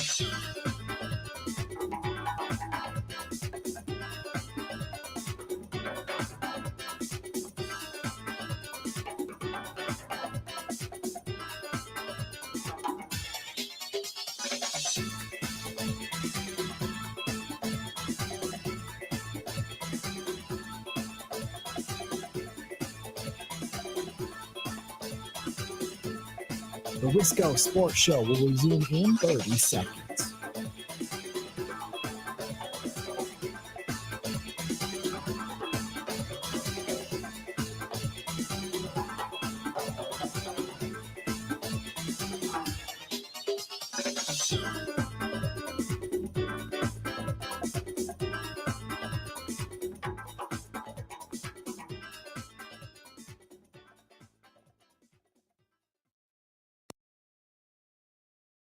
A lot of teams, you're going to make your biggest jump from week 1 to week 2. And there's certainly a lot of areas that we can improve upon in terms of just making sure our communication's on point, making sure that we track and tackle the right way.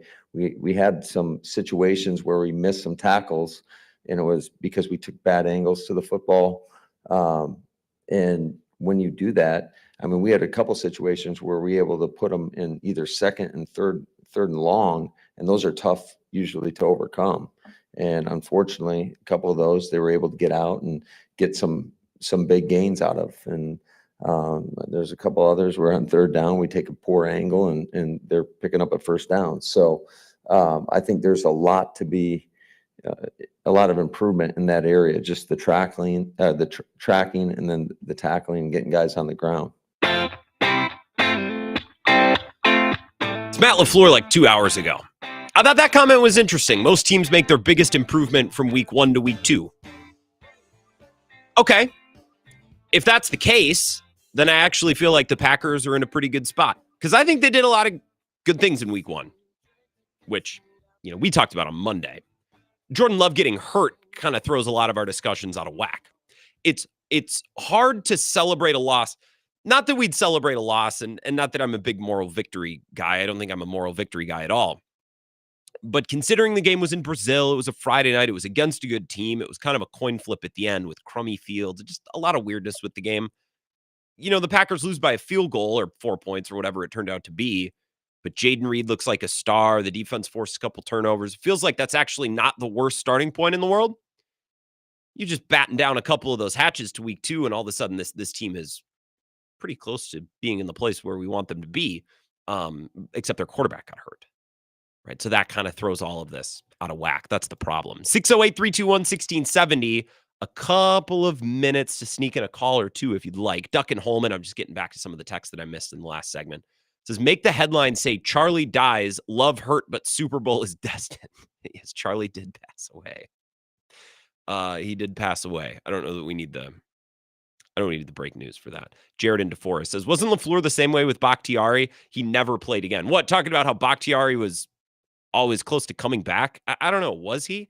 I just basically stopped believing that Bakhtiari was ever going to play again. You left the door open for Jordan on Monday. Is that door any more or less open here today? I'd say it's pretty open. Is he progressing well? He's doing a nice job. I don't know. I can't speak to what he said about David Bakhtiari. I guess I don't remember. Mark, or I should say Jeff, parentheses, not Mark, in Eau Claire, says, Grant, when you refer to the folks at Kai Chevrolet, do you think of them as your folks or as folks? Wisco Sports Nation needs to know. Yeah, I know. Aaron Rodgers, that was a little bit of a sticking point not that long ago. They're not my parents. My parents do not work there. Another text here. Food for thought. What about snagging Tim Boyle off Miami's practice squad? I've had enough Tim Boyle for a couple lifetimes. Bobby in Menominee says, is it a Malibu Max? I don't know what that means. Possibly. Not a car guy. So possibly. Could be. Thank you for the text, Bobby. Thank you for listening. You know all about Kai Chevrolet in Menominee. No, I've had enough of the development. I've had enough of the Tim Boyles, the Michael Pratts, the Sean Clifford. Just get an actual guy. And I played this audio from the Ringer Fantasy Football Pod earlier. This is our friend Danny Heifetz, who's been on the show a couple times before. He's a Packers owner. He's condemning the Packers backup situation a little bit.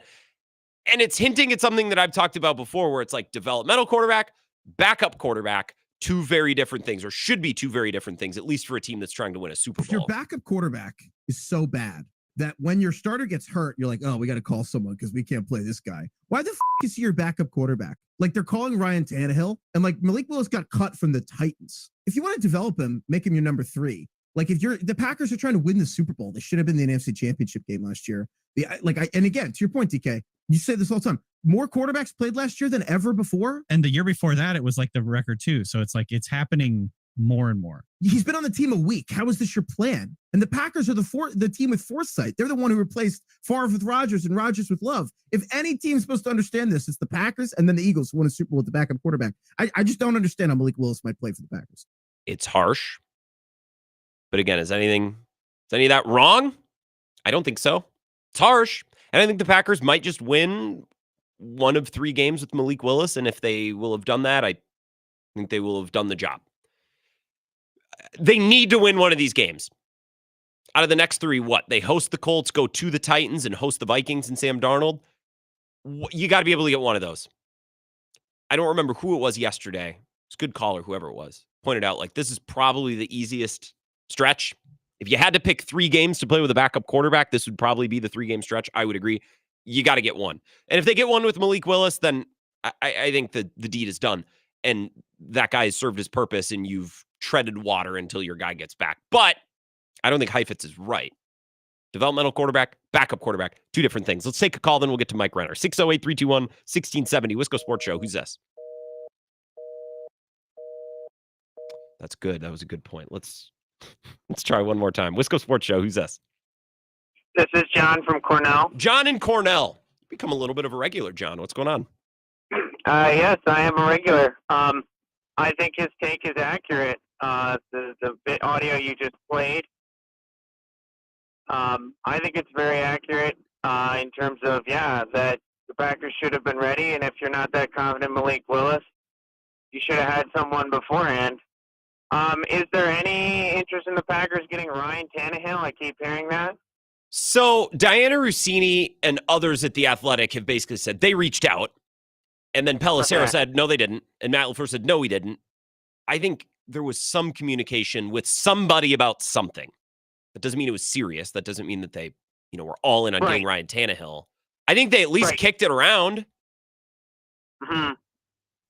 Yeah, and shouldn't you? Shouldn't when Jordan Love gets hurt, shouldn't everyone in the organization have a meeting and say, okay, are we sure? What about this guy? What about, they should at least have a conversation. No one would fault them for that. And Matt LaFleur the other day is like, no, we never even talked about it. It's like, well, I hope you did. You're not doing your job if you didn't. Yeah, you have to be ready for it. Last year was proof of that in the NFL with all the different quarterbacks getting hurt, and then everyone's freaking out and getting quarterbacks. Some teams got lucky, but, you should be ready for it. I don't know. Last year was 10 starting quarterbacks got hurt. It was the most in NFL history. Mm-hmm. I think Jordan Love is going to come back. I don't think he's going to be out for the season or anything, but there is an essence of truth that, you should be ready. If he's hurt, the number 2 guy should be ready to rock. So I think this is, I like that you're playing off the audio that we just played. I appreciate you again calling from Cornell. We just got to get to Mike Renner. Here's what I'll leave you with. Another day of doing backup quarterback talk. Here's the nightmare. And here's where people could really look at Brian Gutekunst and his approach to backup quarterback and say, you're doing this wrong. Okay? If Malik Willis has to start 3 games and he looks terrible and the rest of the team looks okay and you feel like, wow, the defense is good enough, the line, the running game, the receivers are good enough, the coaches are good enough. It's just that this quarterback is so bad and so inept. They don't have a prayer to win any of these games. They start the season 0-4. Jordan Love comes back, and the team looks like the Super Bowl contender that we all thought they maybe could be. But because they couldn't win games with the backup, their season's basically over, and you have wasted a year where you had a shot to win a championship. That's the nightmare.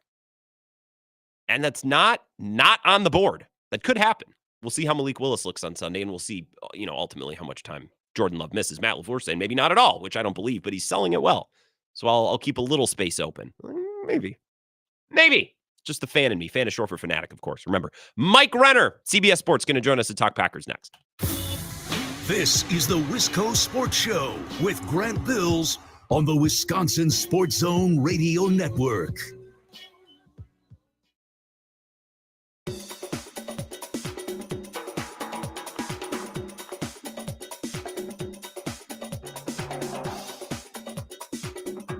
The Wisco Sports Show will resume in 5 minutes.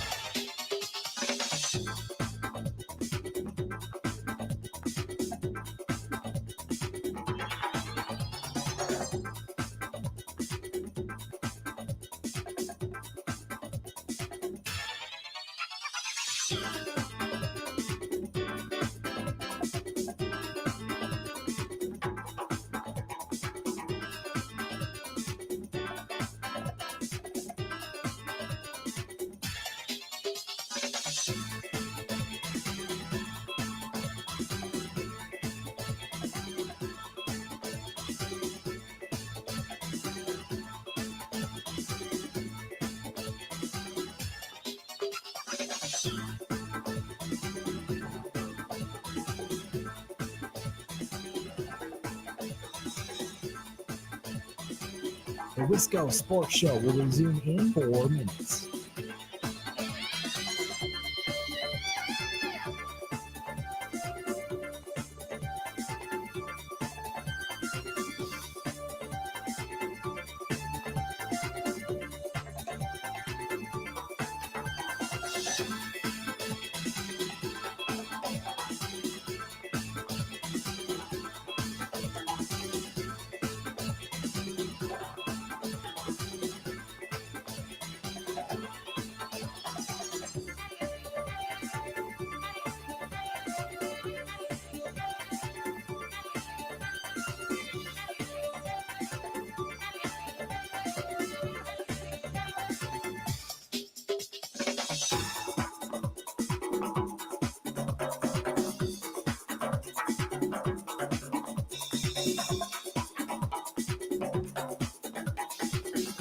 The Wisco Sports Show will resume in 3 minutes.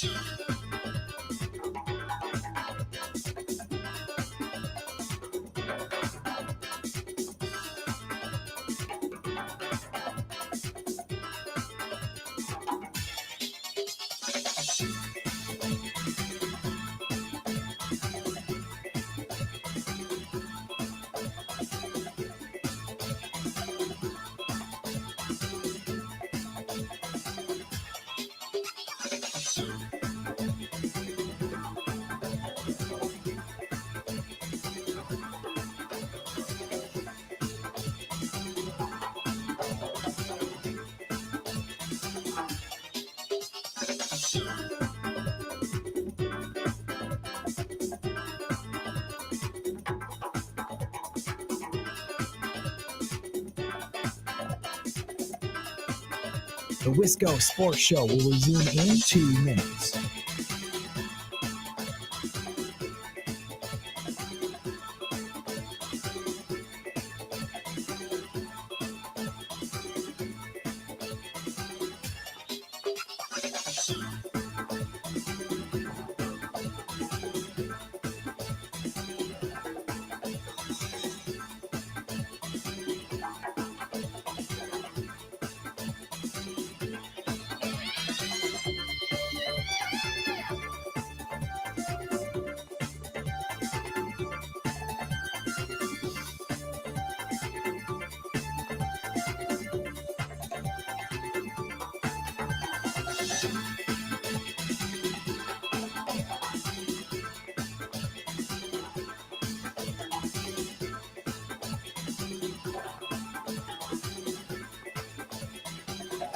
The Wisco Sports Show will resume in 1 minute.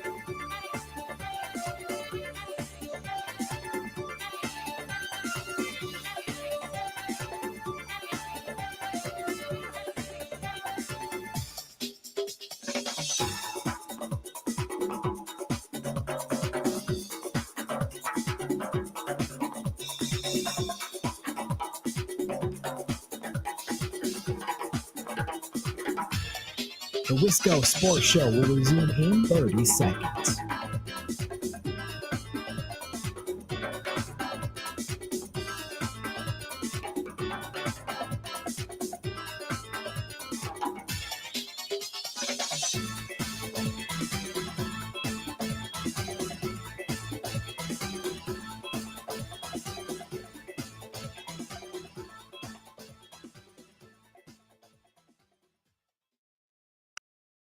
I think it's a lot of feel, and certainly we're still getting to know each other. But I think the communication between all of us has been fantastic. And, I'm confident that he'll tell me if he's uncomfortable with something. That's Matt LaFleur, like 2 hours ago. Talked about his budding relationship with Malik Willis, and that's fine. I get a little nervous when he's like, we haven't known each other that long. Okay, doesn't make me feel great. Tom Silverstein is like, hey, he wasn't here in camp. Have you guys, is it just been playbook stuff? Or are you working on other things? And LaFleur's like, no, we're trying to get his footwork correct. It's like, oh, this is not. That's great. That's good. Footwork is important. That's important to developing a quarterback. It's just he's got to play on Sunday. Joining us now, Packer fan, CBS Sports. He has a podcast with Kyle Long, Pushing the Pile. Mike Renner's been on the show before. We welcome him in. Hello, Mike. Welcome back to the show. Thanks for having me, Grant. Yeah.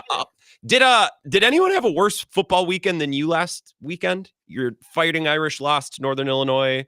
We almost lost Jordan Love for the year, and we didn't. So I guess that was a good thing, but that was not a fun Saturday waiting for that news.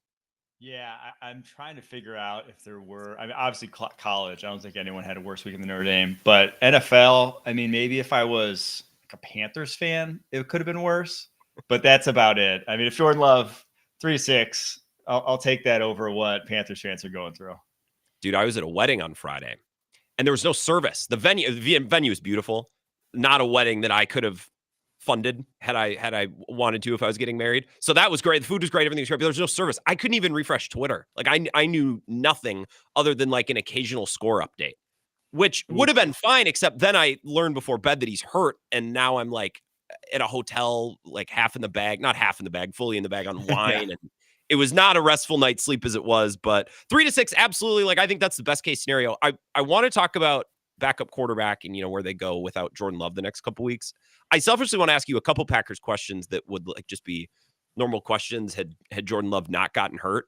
Jeff Hafley, we have a weekend now. We have one game with him. Do they have enough great players on defense? Like, is Gary good enough to be number one edge rusher? Is Jair good enough to be a number one corner?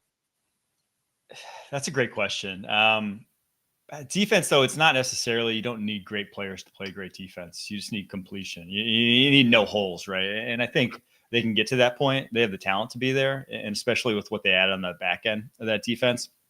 So I think against the Eagles, their stars just shine brighter, right? Like Lane Johnson was just flat out better than Rashawn Gary. You got to tip your cap to guys like that. That's why he's potentially a future Hall of Famer. A.J. Brown was just better on reps. But also, like, my biggest takeaway was when I went back and watched the All 22, is I'm not taking anything away from that game. The turf was so bad that you slips left and right. Guys can't recover when they lose their footing. Like, it's just little things here and there that was not a normal game, especially for defense when you have to catch up to other guys. No one could. So to me, I'm not pushing any panic buttons whatsoever. That was a fluky game. Well, and I think a lot of people were bummed by it. Like Packers fans, the officials were everywhere. The NFL's hilarious because I think they're the one league, like they have meetings. They're like, how can we throw more? How can we actually do more? Like, how can we find a way to throw more flags? Yeah. The field was sloppy, but you're one of many people who have said, I can't even do anything with this tape, which I guess makes me feel a little bit better. This is nitty gritty Packers stuff, but do you remember your evaluation and your projection for Lucas Van Ness when he was coming through the draft? Because I have really high hopes for him this year. Like, he's got a lot of talent around him. He shouldn't have to do too much, and he only played like 25% of the snaps. I liked him a lot. I had him actually, I think, higher on my board than where he got drafted, like one or two spots, though. I just think he's a guy that kind of athlete. And it was like Rashawn Gary coming out, right? When you're 270, you're on a 4.58, you're that explosive, you play physical, you'll figure it out. And at the edge position specifically, when you're that, you don't need much else at your disposal. And I think you've already seen it in the running game. Like, he does not get moved in the running game. He can be, I think they could even do more with him, like on the interior, or doing like 3 down on the interior type of stuff with him being like a 3-4 defensive end type, if they wanted to, with him to get him to see the field more, because he can hold up in the running game very, very well. It's just pass rushing, adding a few like real go-to moves for him is the thing, because he at Iowa, 1, he didn't play much. 2, he played kind of all over, not necessarily just on the edge. And 3, he really just had a bull rush. So that was my eval. It was like, at some point it's going to come on, but I'm not surprised that year 1 and we're this early into year 2 and it's not like home run pick just yet. How long should that take for a top 15 pick with all the measurables? If you're coached well and you have talent around him, and I think that's a deep defensive line, like I don't think he's going to get keyed on. Like, how long should that take to come along? I mean, with Gary, it was year 3 where you're finally like, okay, that's the guy. And that's not uncommon. I do think if you're not seeing high-end pass rush reps by the end of this year, like just reps, it doesn't necessarily have to be takes over games or whatever, but just seeing it, I'm worried. The fact that he's not playing over Preston Smith, though, right now, I'm not worried about that. Preston Smith is a talented edge rusher. The fact he's not playing over Rashawn Gary, it's like, yeah, you have guys already at that position. You don't need to force just because he was a first-round pick. Okay, that makes sense. Mike Renner's here. CBS Sports, listen to his podcast with Kyle Long. Offensively, it's a bummer that Jordan Love got hurt, because I think even had they lost the way that they did and Jordan Love is fine, I think we'd be talking a lot about Jaden Reed this week and how awesome he looked. And I don't know if he took some huge step from year 1 to year 2. But again, you're so good with the draft. I always ask you, like, to go back and reconsider what you thought of him when he came into the league compared to now. Like, just give me your Jaden Reed take. Yeah, I underestimated him wholesale. I did underestimated. A lot of draft people did. When I listened to reactions, they're like, I guess I could see it. I underestimated the physicality that he plays with, because the biggest thing I got hung up on was 182, right? Coming out like the 5'11", 182 is just a tough sell at the NFL level. And, the Packers' history of drafting wide receivers, that was like one of the smallest guys. I think he's like the smallest guy that they've drafted from a pure weight perspective, and like the whole Thompson, Gutekunst, so you like bigger wide receivers projecting the NFL. But when you're that short and that small, like, you better be physical, and darn it, he is. Like, he plays real tough. And so that's the thing I underestimated. So he's, maybe not like your prototypical number 1 type of wide receiver, but when you have the kind of the receiving core they do with a bunch of guys, you leave him one-on-one, he's going to get open more often than not. The guy I thought actually took the biggest step forward just from what I saw from last year to this year, I thought it was actually Romeo Doubs on tape. I thought his like explosiveness was just like a little bit better. His route running is a little bit cleaner, and some of his breaks were just better. So that's the one guy where I was like, oh, he actually, he's kind of flashed year 1, year 2, but this felt more like I'd always kind of consider him probably a number 3 wide receiver. He felt more like a high-end number 2 from what I saw on tape. Well, and I think I've underserved him. Sometimes I'll give my kind of description of him, and listeners be like, oh, he's better than that. And he's just not the speed demon that Watson is. I don't know that I don't know that he has his thing.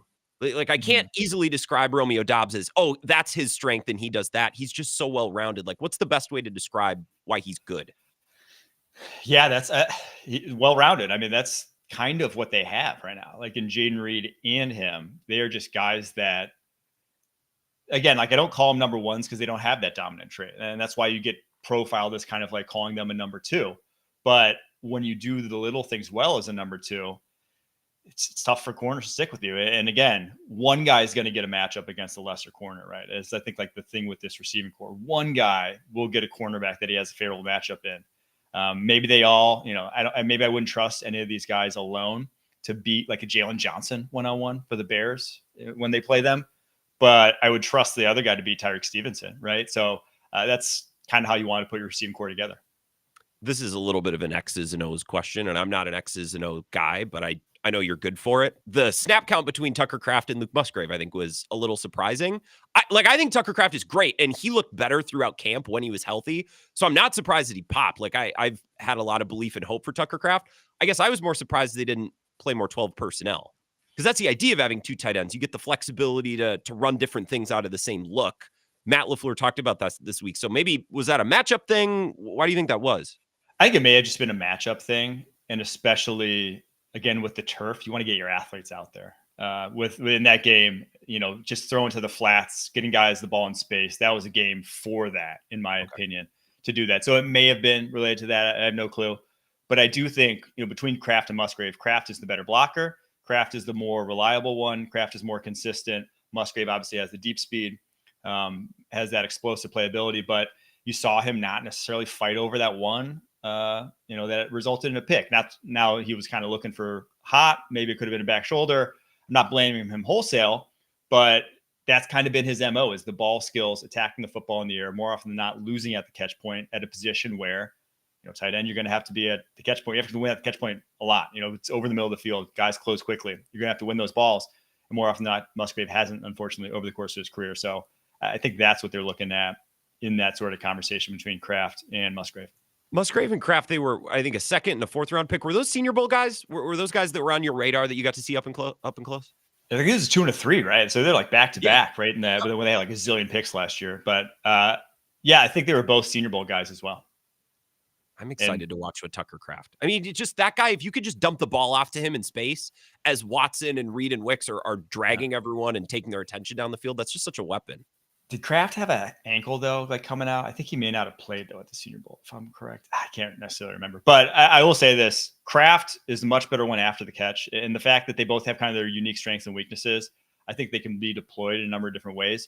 And I do like their ability to get explosive plays out of those 2 tight end sets. When you have a guy, if you put Christian Watson out there, you put Luke Musgrave out there, you can still really draw people up with that running game and Josh Jacobs and then hit them over the top. So I think that's something, didn't see them do week 1 for whatever reason, but it's something that was in the playbook last year, and we'll definitely see more of it going forward. Mike Renner is here, CBS Sports. I got to ask you about quarterback and backup quarterback. I pointed out yesterday, and maybe you have a thought on this, like Matt LaFleur's just got to be tired because his path with Rodgers, it's an advantage to come in and be a first-time head coach with an established quarterback, right? Of course, you'd rather have that than Daniel Jones or an unknown, but that's not without challenges, right? And I think he kind of accomplished that. And then when Rodgers left, he had to prove himself all over again. And by the time he finished proving himself at the end of last year, it's like, okay, this is his team. And then immediately he's got to prove it with Malik Willis again. So I feel like Matt LaFleur's tired. What do you think of the fact that their backup quarterback is probably going to be Malik Willis on a team that has Super Bowl aspirations? Yeah, I'm worried, right? There's no sugarcoating it. It's not, if Malik Willis, if this was the Titans right now and you're having to play him, I feel a lot better than if it's the Packers. It's a flat out, I don't care who it is. You're in the offense for 2 weeks. The playbook's just going to be so minuscule. And now you have things you can lean on, the running game. There are plays throughout the NFL that everyone knows that he'll get up to speed on quickly, but you are not opening up the entire playbook with a guy like Malik Willis, just flat out, So I do think they can still win. Football is not just a quarterback position, and you can do enough, especially the fact that he can run. Now, if he couldn't run, it was just a new guy in the scheme 2 weeks, I'd be like, yeah, they're toast. But the fact that he can run, you can add in things in the running game that should be very quick for him to pick up. That should be a value add that you can lean on and still move the ball on people. But yeah, there's no sugarcoating it. They're in a tough situation right now. So you're a Packer fan. You're from Wisconsin. This is the last question. Do you think they do backup quarterback incorrectly? Do you think they conflate developmental quarterback with backup quarterback too often? Because that's kind of been what I've been thinking about this week. I don't. I do think that with such few roster spots and the fact that any backup is, again, for the most part, not a top 32 guy. And if a guy gets, if you're, flat out your starter gets hurt for the whole season, it's toast. If it's a long period of time, you're probably toast too. If it's a few games, that's when you really would like that competent backup. But how many backups actually come in and win games? And the better thing is if that backup actually turns into something, and then your backup comes in and it's, Matt Flynn, and he threw for 6 touchdown passes, right? So I do think you want that young guy to develop, because the backups that are the high-end backups are usually 1-2 year rentals in your scheme. This guy's going to be in your scheme 3-4 years, hopefully, when you have that backup that you're trying to groom. So year 3 or 4, maybe he's actually better than that guy you could have signed off the street for $8 to $10 million, your Gardner Minshew say. So I don't think there's any correct way to do a backup, but if I were doing running a team, I would have that developmental backup. I would treat that, because it's such a valuable position of what that guy could turn into if it hits, that I would want a guy in the fold that I'm just trying to groom for my offense for 3-4 years on that rookie deal. And no matter the type of backup you have, you're just praying your starter doesn't get hurt anyways. So that part is the same for every single team. Well, thank you. Enjoy the Packer game this weekend. We pray. And I am going to Camp Randall to watch my Badgers play Bama, and they might lose, but even if they do lose, I don't think it can hurt worse than, not to bring up Notre Dame, but we're not expecting. No, we're not expecting anything great. Good luck against Bama. I hope they win. But yeah, it's not looking pretty at this point. Thank you, Mike. Appreciate it. For sure. Thanks for having me. Take it easy, Grant. Yeah, Mike Renner, CBS Sports. Listen to his podcast with Kyle Long and follow his work, especially his draft stuff. He's my favorite draft guy. And anytime we have a chance to have him on, we're talking Packers, it's like, hey, Jaden Reed, he's good. Do you remember 2 years ago when you watch him at the Senior Bowl, or when you're doing your draft evals? What did you like? What didn't you like? How has he surprised you? How has he confirmed what you thought? I was kind of directing conversations like that with draft heavy people like Mike is. He's one of the best. So let's take our final break. We'll come back, wrap up the Wisco Sports Show next. This is the Wisco Sports Show with Grant Bills on the Wisconsin Sports Zone Radio Network.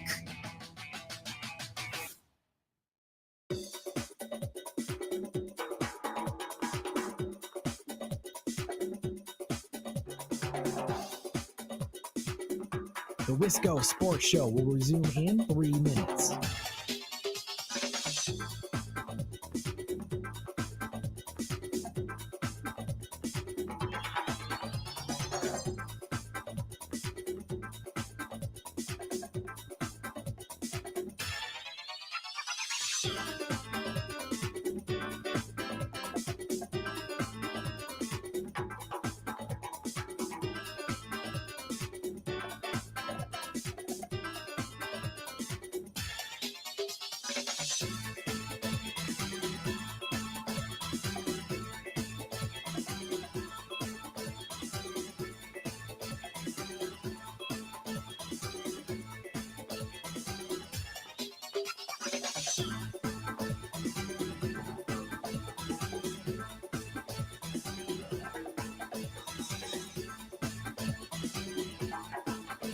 The Wisco Sports Show will resume in 2 minutes.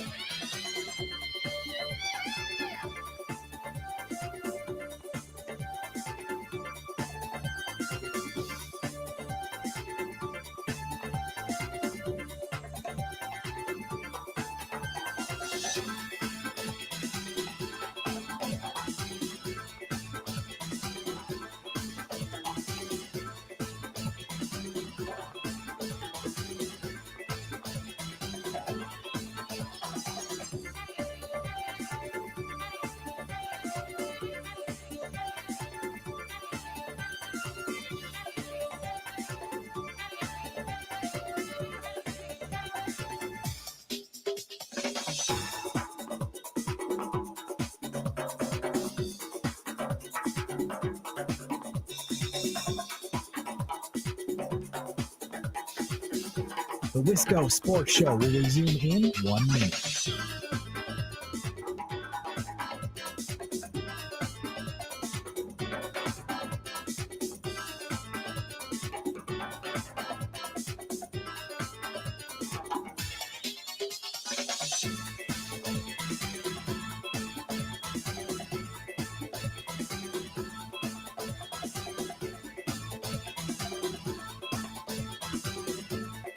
The Wisco Sports Show will resume in 30 seconds.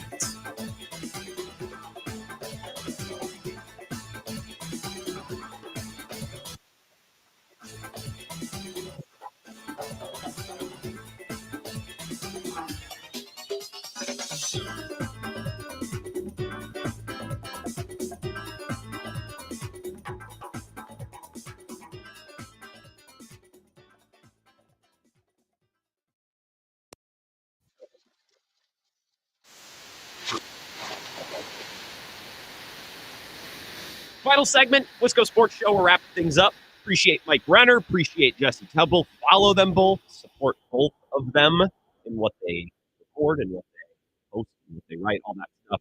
If you missed Jesse, that was a really good hit. We look back a little bit at the South Dakota game because it's Wednesday. We're in the middle of the week. I don't want every single hit we have with Jesse to be Bama's coming up this weekend. What do we know about Bama? Right? What's this game going to look like? I do want to parse out what we saw the previous week. In South Dakota, I don't know that it was an electric game. It certainly didn't come down to the wire. The Badgers pulled away in the fourth quarter. It was close for a little bit, but I think even on Wednesday, there's still plenty of meat on the bone. And it was nice to get Jesse's perspective on Phil Longo's media appearance on Monday, too, because we talked about that for half hour, 45 minutes last night. Spent a lot of time talking about that and how it just seems like there's a little bit of a disconnect between head coach and offensive coordinator. And I understand Phil Longo's frustration, right? If this season looks like last season and it doesn't really seem like there's progression from year one to year two, and I just think through the nature of the schedule, they're not going to luck into wins. There's not a world in which they win 8 or 9 games this year, but they don't really get better. Like, they need to get better and then some to have a better record this year than last year. And I just don't see that happening. So Phil Longo's probably going to be the one to lose his job. And Phil Longo probably thinks deep down, and I know I'm really assigning intent and I'm assuming here, but if I was Phil Longo, I'd be like, so wait, I'm going to get fired because my unit's not performing, and I'm not even in control of my own unit. I'm going to lose my job because the offense hasn't been good enough, and because I'm the first head on a stick as, second in command offensive coordinator behind a defensive-minded head coach in Luke Fickell, and I'm not even in control. I'm not even allowed to. How's that fair? How's that reasonable? And again, I would get it. I get it if that's how he feels. He probably does feel that way a little bit, and there probably is just a little bit of frustration. I don't know, but we talked about that press conference yesterday for a half hour. It was nice to get Jesse's take on it, and to get some, it's probably a more informed opinion, less of a radio guy just throwing takes at the wall and having fun conversations. But also, I talked to Zach on Monday. I talked to Colton on Tuesday. We talked to Jesse today, and every single Badger person was like, yeah, there's something to that. There's absolutely something to that idea that maybe there's a little bit of a disconnect. Anytime you have a coordinator come out in the middle of an answer and unprompted to some degree, basically say, well, I'm here to please Coach Fickell. It's not something you hear coordinators say a lot. No, it's assumed. It kind of goes without saying because the head coach is the boss and the coordinator is, subservient to them. But to come out and say it, it was almost to say, look, I'm running what Coach Fickell wants me to run. Right? And I don't really love we're running the offense that is going to win us ball games. Okay. If I was an Iowa fan, and we're talking about Iowa, a team that won 10 games last year, sure. Because you can't argue with those results. And if Iowa this year is to win 9 games or 10 games, if they really go nuts, and I know there's a lot of hype around Iowa. They lost this last weekend, but we'll see where their season goes. That's a program that's learned to win ugly, but win a lot. Winning ugly can't be a 7-win season because then you're just a middling team. There's nothing redeeming about you. You're not really that good. You're not really that bad. You don't really have a strong identity on offense or defense. That's where the Badgers are right now. So for Luke Fickell to basically say, look, we're running the offense that's going to help us win games. Okay, that's fine. Then win more games because you can't run a turd of an offense like this and win 7 games. Be like, see what we're doing. There's a purpose to it. I don't know. I don't know about all that. I don't know if that's my 2 cents. Go back and listen to Jesse's. He added a lot. Journalistic integrity is we did that with Thorson on Thursday. The Bill Michaels huddle coming up in about a minute. Stick around for more Packer talk. Now, LaFleur's presser today was he did a good job selling the fact that Jordan Love's coming along. I get excited. I like to hear it. Bill's take, including an interview we had with Mark Schofield yesterday. After week 1 earlier today. Bill Michaels huddle coming up. I'll talk to the rest of you tomorrow. Thanks for listening.